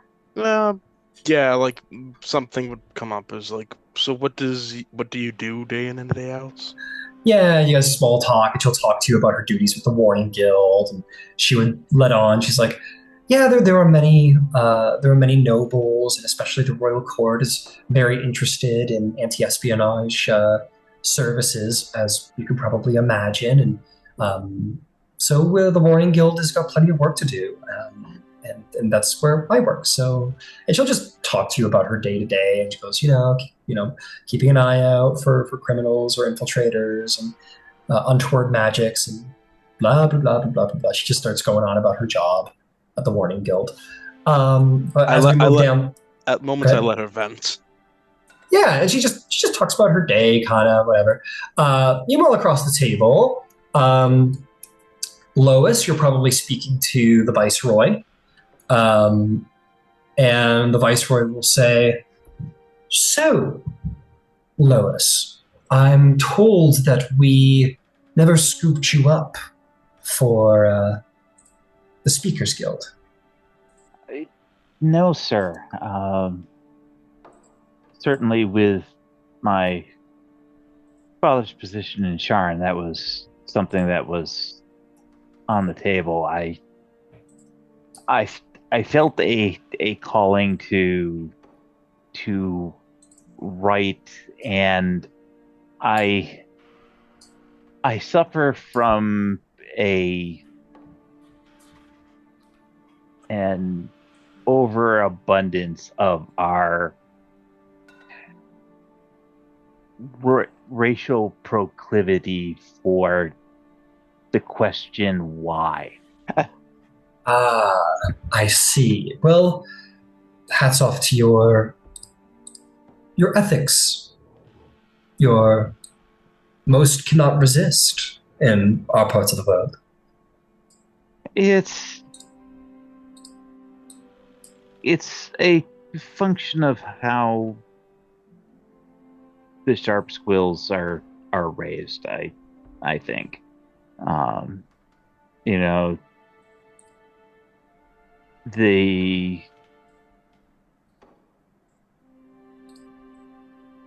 The necessities of House Sivis need to be very sacrosanct, and that was driven home in us from a very young age. That our natural questions about why and how and those things needed to be tempered. I've always found that somewhat challenging. So when an opportunity to take a minor position with the Chronicle came about, that seemed like the best use of my skills and talent. I see. Makes most sense. Well, and you'll swap to Gnomish, and he'll speak a little quieter and say, "Well, I have to say, me and the Lady Dorian much appreciated your insights that you have garnered for us. And I can't say for sure, but should things go well between House Sivis and this new house you're apparently lucky enough to be a part of, I think we might be working close together. I've, of course, am in charge of the Diplomatic Corps in House Sivis, so I will at least find someone worthwhile to associate with." I'm happy to provide what information I could. I'm glad that you were able to find some benefit in that, and I'm truly honored about you coming in person. That is no small boon to the perception of importance, given this decision. Well, I'm glad it's given the right impression. And you two will continue to chit-chat, at which point dinner will be served. I will say, Rowan, your in-house chef there was a bit of a fun story behind your in-house chef. Is that Killian was between cooks, and this shifter showed up, and like shifters are they're not terribly seen well by high society because of their backgrounds and whatnot. So regardless of Killian's kind nature, there was some concern about having a shifter in the house, but proved to be very astute with an enhanced sense of smell and taste. And you have what Killian believes to be one of the finer cooks in Fairhaven through him, but you have also outsourced to House Galanda to sort of fill the gap because this is a bigger dinner. So two exceptional cooks work in your kitchen tonight, and a number of other hands that work as well. And the dinner comes out tonight. Okay, let me get out my cookbook and see what's being served by the house. Okay, come here. There we go. This being a sort of one of the cities of the Five Nations. Let's see here. What are we serving today?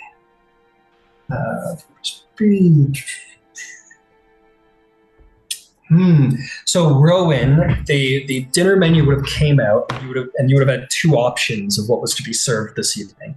The two cooks decided between them that two best things to be served would have been omelette golden brown roasted turkey with sausage stuffing and drippings,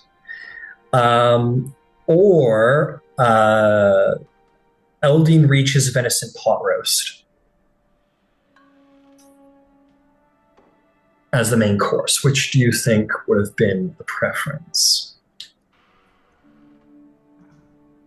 Oh, what was the first one? The second one was the pot roast. It is a golden brown roasted turkey with sausage stuffing and drippings. So basically like a really fancy, like high society turkey dinner. Yeah, we'll go with the pot roast. Pot roast it is. You guys are all served with a fine venison pot roast. The venison sourced from the Eldine Reaches. And, with the whole 9 yards, potatoes, all of the fixings one could possibly want for vegetable sides, and everything is delicious. Everybody is very happy. And I'm just going to sort of skim over a little bit of the small talk with you, Ronan, because we're going to come to the true meat and potatoes of the meal. But some very polite conversation is shared between the Barons and yourself and whoever else would include themselves. Holden, yes? While we're, I guess, just prior to the meal, once the meal is served, can I kind of get a look around and try and get a gauge on how everyone's looking? Would you mind expanding? Sure. I guess I'm looking for any slightly subtle indications of uneasiness, nervousness, distaste, discomfort, that sort of thing. On it. Go ahead and make me an insight check.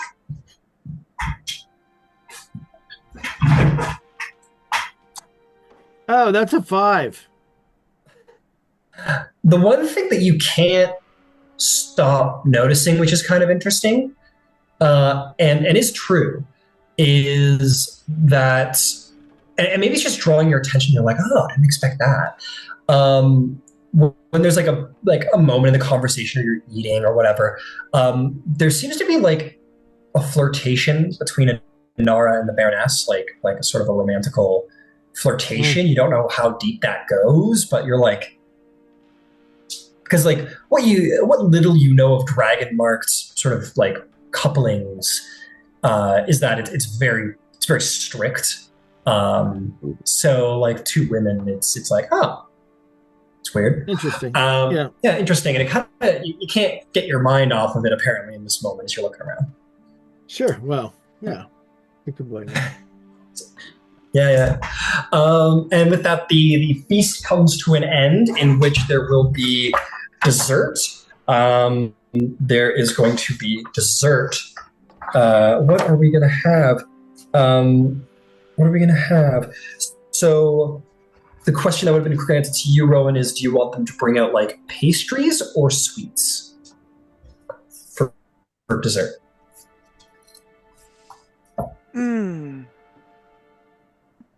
That was a really, really heavy meal. So maybe which one's lighter? Like this, maybe the sweets. They're just little candies.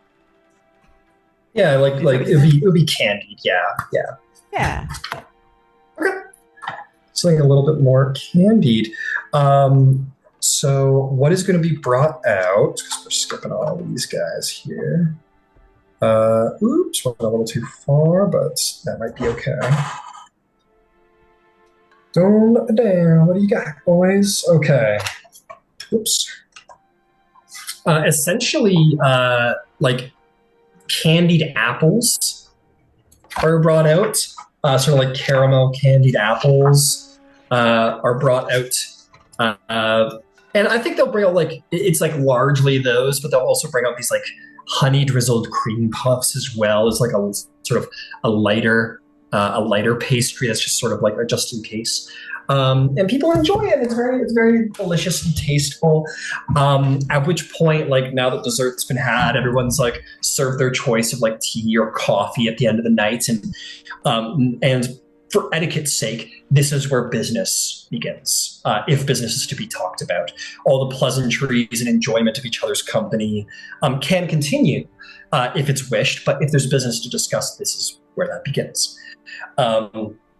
So coffee and tea is served, but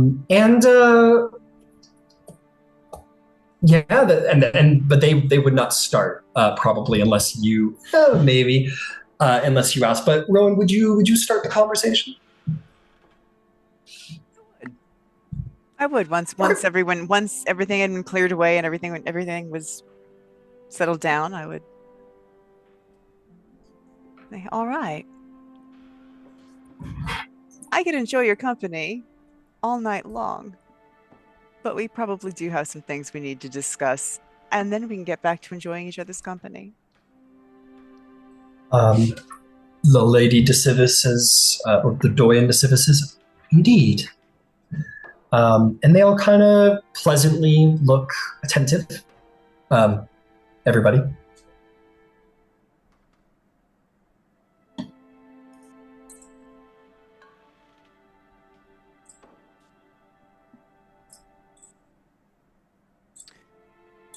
All right, so having never formed a house before, I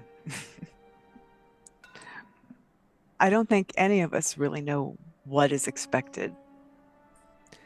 None of us know what we need to do. And we're still learning what we can do. And all that we're sure that we want to do together is find out what's going on with the airship, right? Who is behind the mask, the disappearance. They both look at each other. They're being very polite.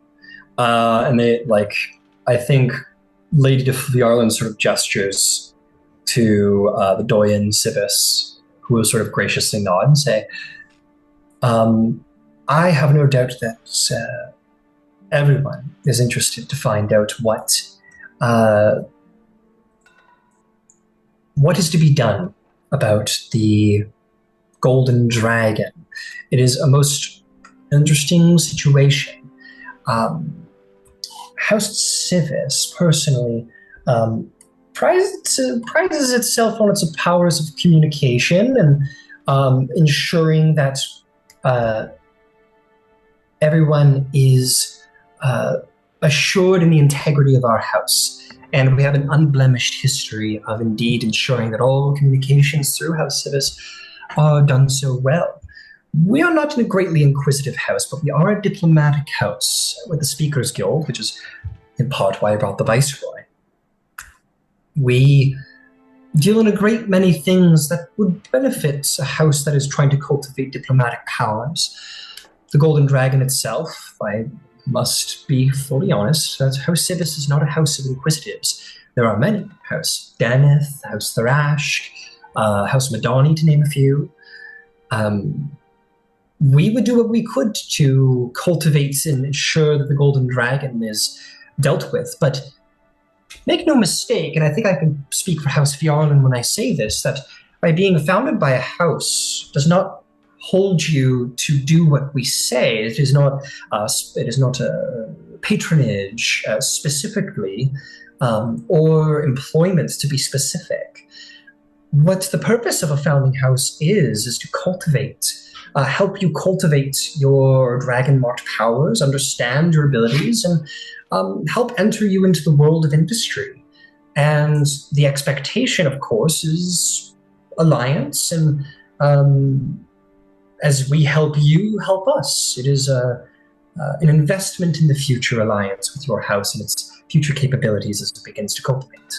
And she'll sort of like look at the Baroness Phiarlan to ensure that she hasn't misstepped, and she'll nod and say, "So elegantly put, Lady Dorian.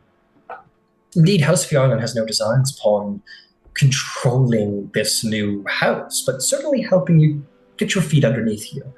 And then in turn, you help us in exchange. And that is how friendship works, isn't it?" Indeed. One of the, if I may be so bold, one of the areas for concern, specifically with the Speakers Guild, Viceroy, was that the new mark seems to be heavily based in influence, while the scope of its power is yet unknown and untested.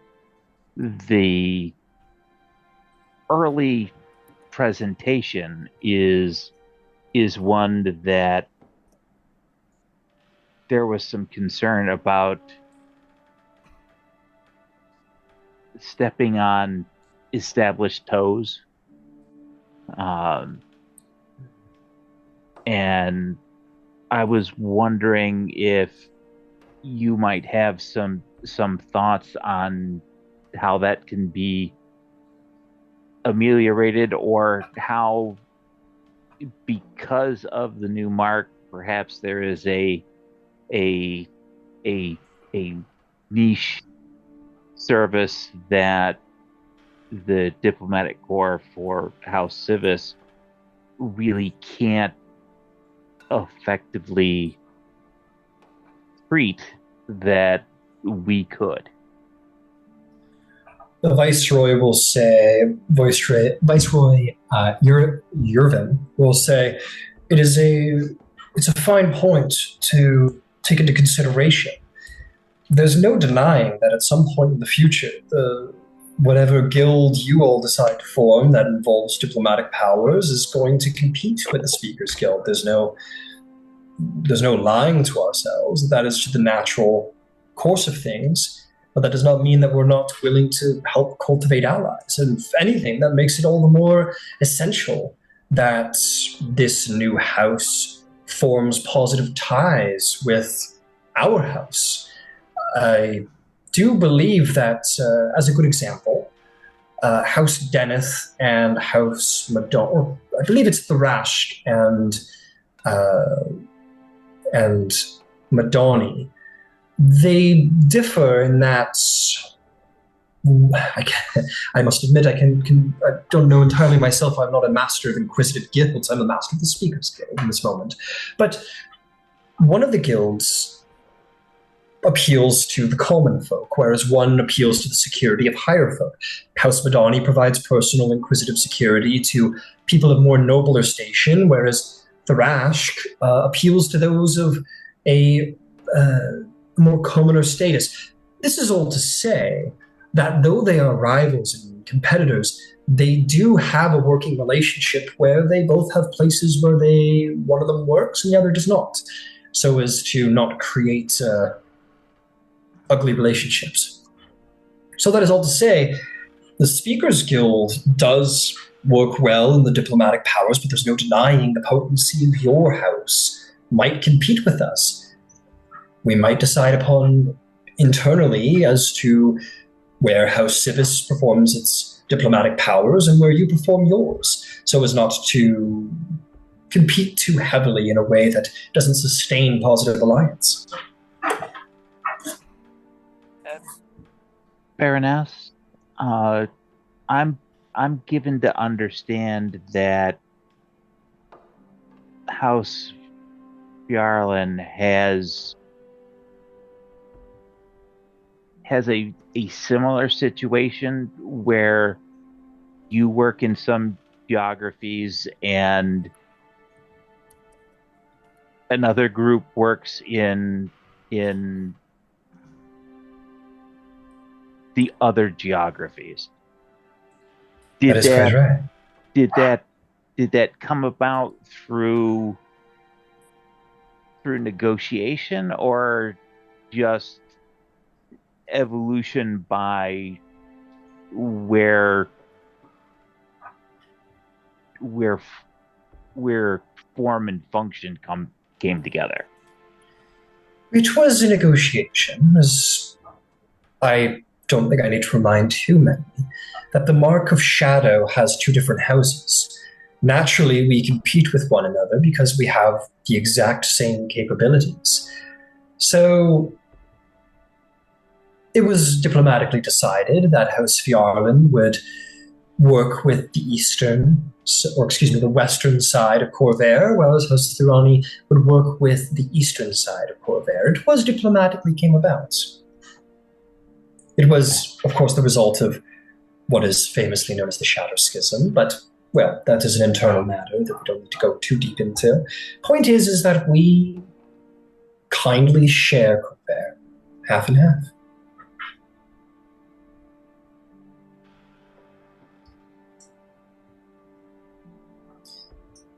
Well, this is all to say that I don't mean to be below the belt, Lady Doyen, but if you were to ally with House Phiarlan, there would be no concerns of competition or undermining. Not that I would ever insinuate that Lady Doyen intends to do so in any measure.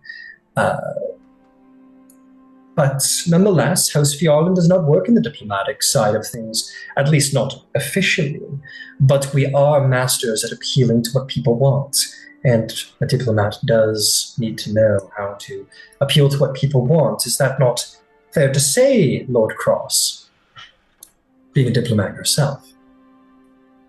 I'd say the skill of a diplomat is finding a way to get exactly what you want, while making it palatable to whoever you're negotiating with. So, I suppose ideally everyone walks away with what they want, but perhaps more accurately, you walk away getting what you want while giving up something you don't really need.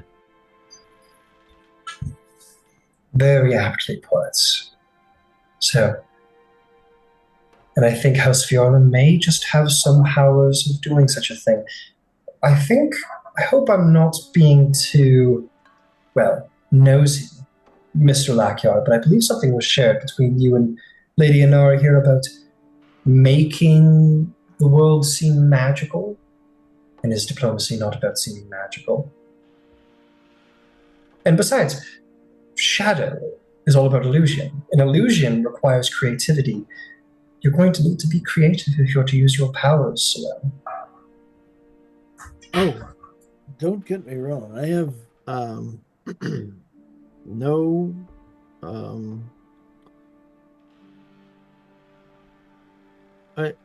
I don't disbelieve that the influence of House Phiarlan would be tremendously helpful in mentoring us to use the abilities that we're going to have to hone and make marketable to the country as a whole. Um, Hmm. I I believe that's a bit of what Lady Inara and I were agreeing on. Indeed. Indeed.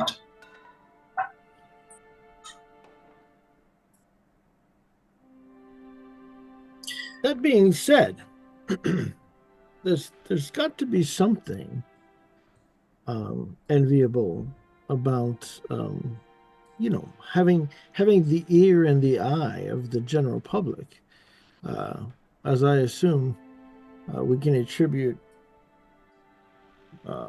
most accurately to House Sivis.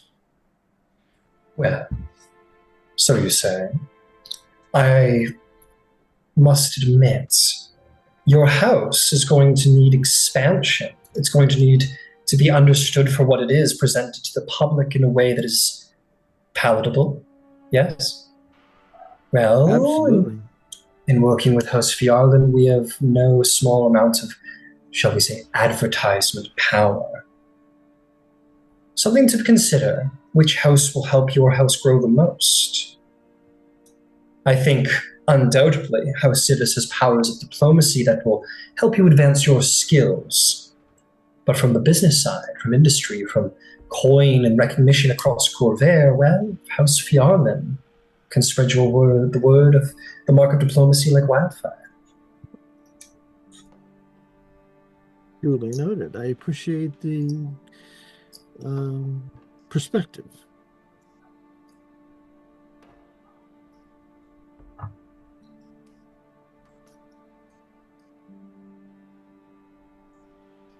I have an above the table question.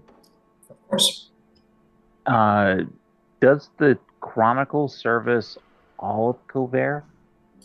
Not all of Corvair, but certainly most of it.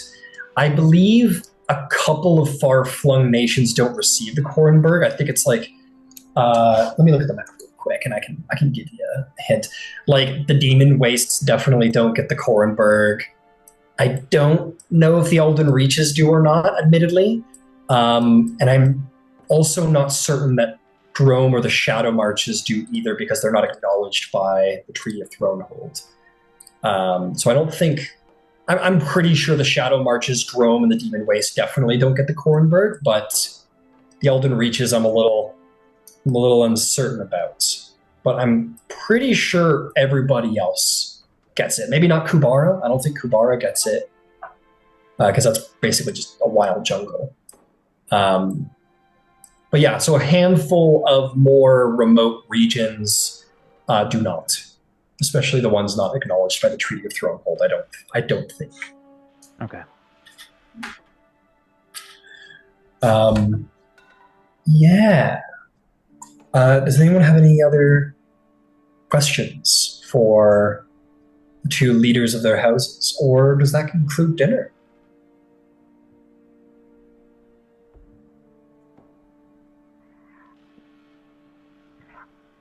Ludwig? Ludwig or Drager? Yes. So I said that. Did you have any questions for? And that goes for anybody. Does anybody have any further questions or anything they'd like to talk about at dinner? I have one. Go for it, Cross. I look to the Baroness of Phiarlan. Okay. This might be maybe a silly question, but you'll have to forgive me. I was only born within the last century, or maybe the last couple of decades. Baroness Phiarlan, she's an elf, right? She is an elf, yes. Yeah. As an elf, you are far older than the rest of us here, so I have to ask, were you at all witness to the founding of your own house? I am not so old that I witnessed the creation of House Phiarlan. House Phiarlan was created before the current calendar. It was created about 4,000 years ago. It was the first house. So I was not quite alive yet at that time. That was a couple generations ago. Well, today I learned something new about the history of this world. Here I was hoping you would perhaps be able to provide some insight of, say, personal experience of our situation, but never mind. That isn't to say that, well, with that mere several hundred years of life, I haven't witnessed things, indeed. I'm going to check something really quick, because she might have been around for... I'm pretty sure Thrashk is the newest one. She might have been around for that.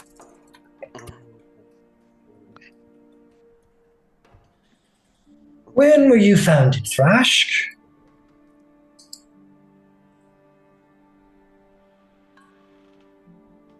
Ooh, I think she might have been around for Thrashk. What year is it? It is currently 998, huh? She says, yes, indeed, I'm sorry to say that I was just a couple of decades shy of witnessing the founding of House Thrashk. But I was young, and I have heard of their creation. When it all occurred, I have seen them come from a small house of clans out in the border regions of Corvair, built into a magnificent house as it is today. But I have not, I can not attest that I have personally founded a house before. Well, thank you for answering my question. I have nothing further. I have a question, if you don't mind. I suppose for both of the ladies. Yes, of course. How would each of you speak to the idea of geographical reach and limitation? If we're to function as a house of diplomacy, I'm assuming that that's going to involve more than this particular region. I guess, can you give me your own perspectives on the reaches and geographical limitations of your own houses? Lady Phiarlan will say, well, as I've said, Phiarlan works within the west of Corvair, so we have deep connections throughout Ondair and Thrain, Braylon, Zalargo, Dargoon, a great deal of the Five Nations. We even have entertainment out in the regions of Drome and Shadow Marches. So we are well connected to the western side of Corvair. House Thurani does indeed work in... They do have established enclaves throughout the east, Karnath, Valinor, the Talenta Plains. I think they may be beginning up in Lazar Principalities. I think that's where they make their home base, but that is all to say that we don't... It's not that we don't go there. It's not like House Phiarlan's not allowed to travel to the east, but we leave business respectfully to House Thurani in the east. The doyen of House Sivis says, well, House Sivis works wherever we are allowed to put down an enclave across Corvair. It is... Well, we are an essential service to the Corenberg Chronicle, as Lois well knows. The news doesn't get in if House Sivis doesn't, provide certain help to the Corenberg. We are connected largely across the continent. Our reach extends quite far.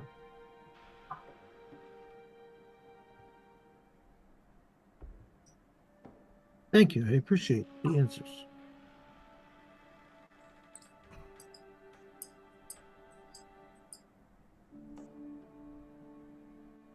Ludwig, did you have something you wanted to put in there? Ludwig's just sitting quietly listening to everything. Okay.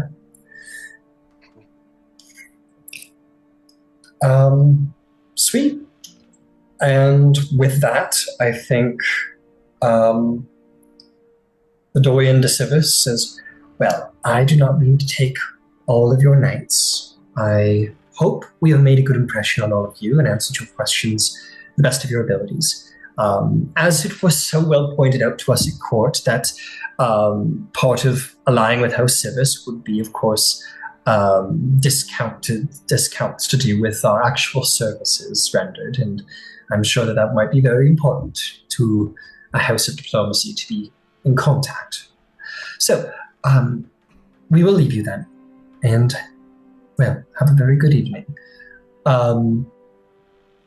The Baroness Phiarlan says, very well, if there is nothing else to speak on, I will leave with my opponent and not unfairly stay to try and sway all of your ears. And she will graciously stand as well. And they will be sort of shown to the door.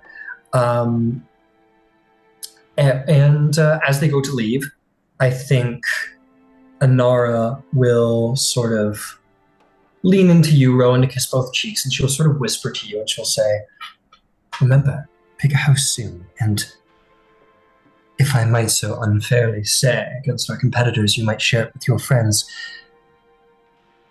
There are things happening here in Fairhaven to do with the Golden Dragon.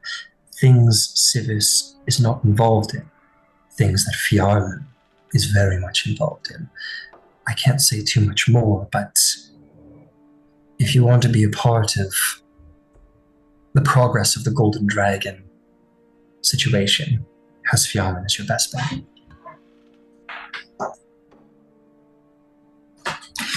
And she will give you a kiss on the cheek and will graciously say goodbye for the evening. And all of your guests will leave. Leaving all of you to perhaps gather around the bar in the gathering hall and have a quick chat about what has transpired. Ludwig, once everyone's assembled, Ludwig will say, I want to decide tonight. I mean, I thought that was what we were doing. Do we all agree this decide tonight? Absolutely. Yes. The dates are going to go away. Absolutely. I will get Tala a carriage home because it's late. Yes, it is late. Yes, they will. Kara and both dates will both get in separate carriages and kindly be shown home. It is late, and it is their desire to leave. They're not being kicked out. They also sense that you have a lot to talk about. Mm-hmm. So, and once we're all alone, I'll ask, so, do you want to debate it all first or have an up or down vote? I'm happy to just simply vote at this point, and my decision on who I would prefer is clear. So, I'm going to vote. Do we all want to just hold of hands? Holden?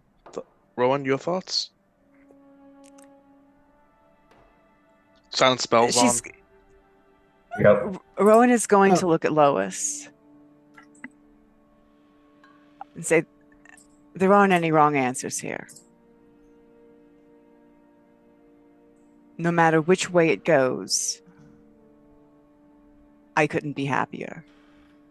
Oh, I think the heavy lifting we did to arrive at these two houses. I think that there is a great deal of parity available between them, where and how much advantage I think largely comes out about even.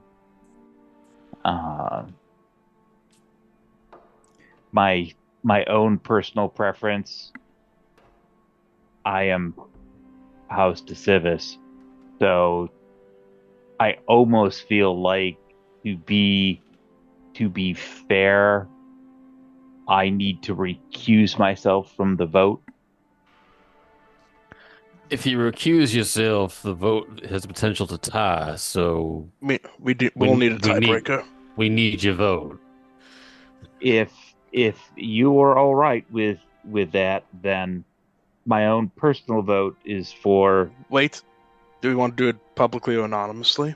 We're gonna do this publicly. We're not Okay. hiding things. Come on now. Actually, Okay, just give. actually, I've already made known my preference to abstain. So, if Lois recuses herself, that leaves 3 voters. Actually, if Lois recuses herself, that does. And that's. Allow me to recuse myself then. That will leave it with Ludwig, Rowan, and Ambassador Cross.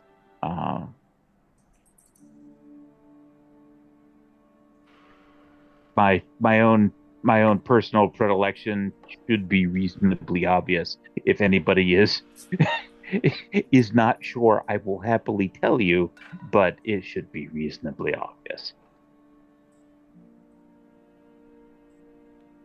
All right. Rowan, you're the lady of the house now. Would you like to vote first?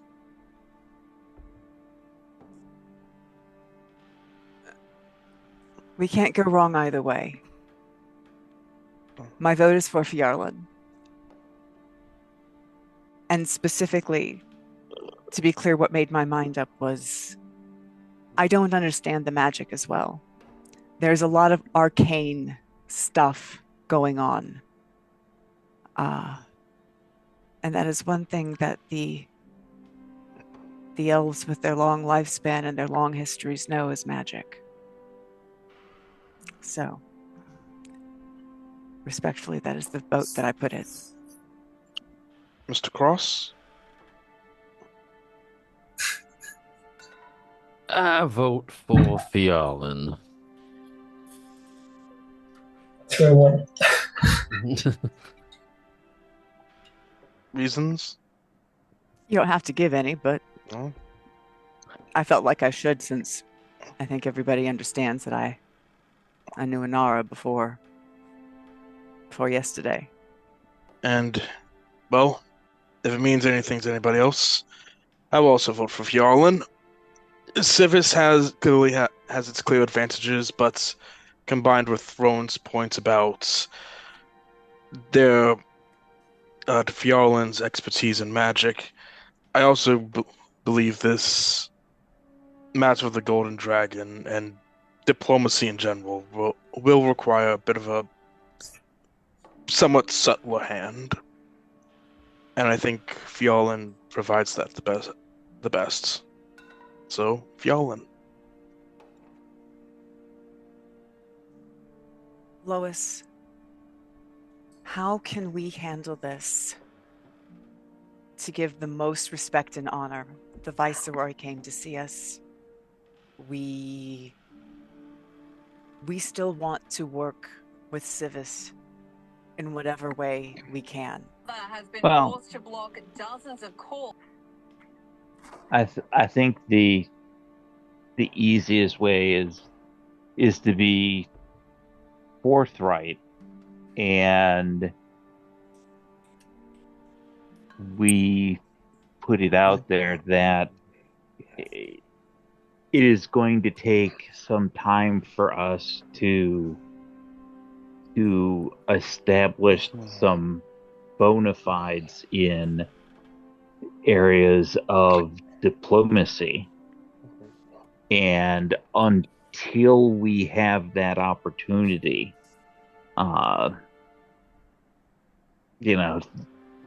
they're going to have the lion's share of whatever work is being done in that area.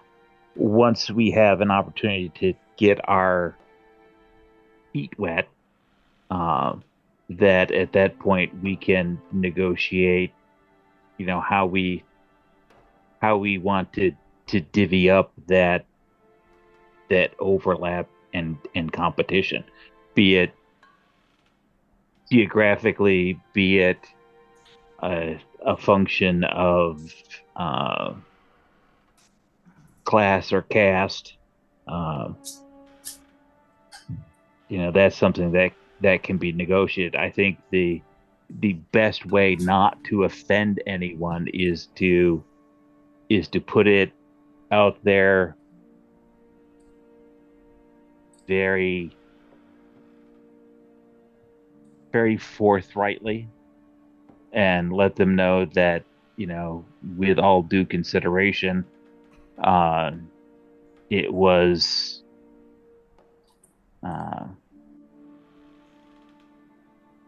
a difficult decision, and we didn't think that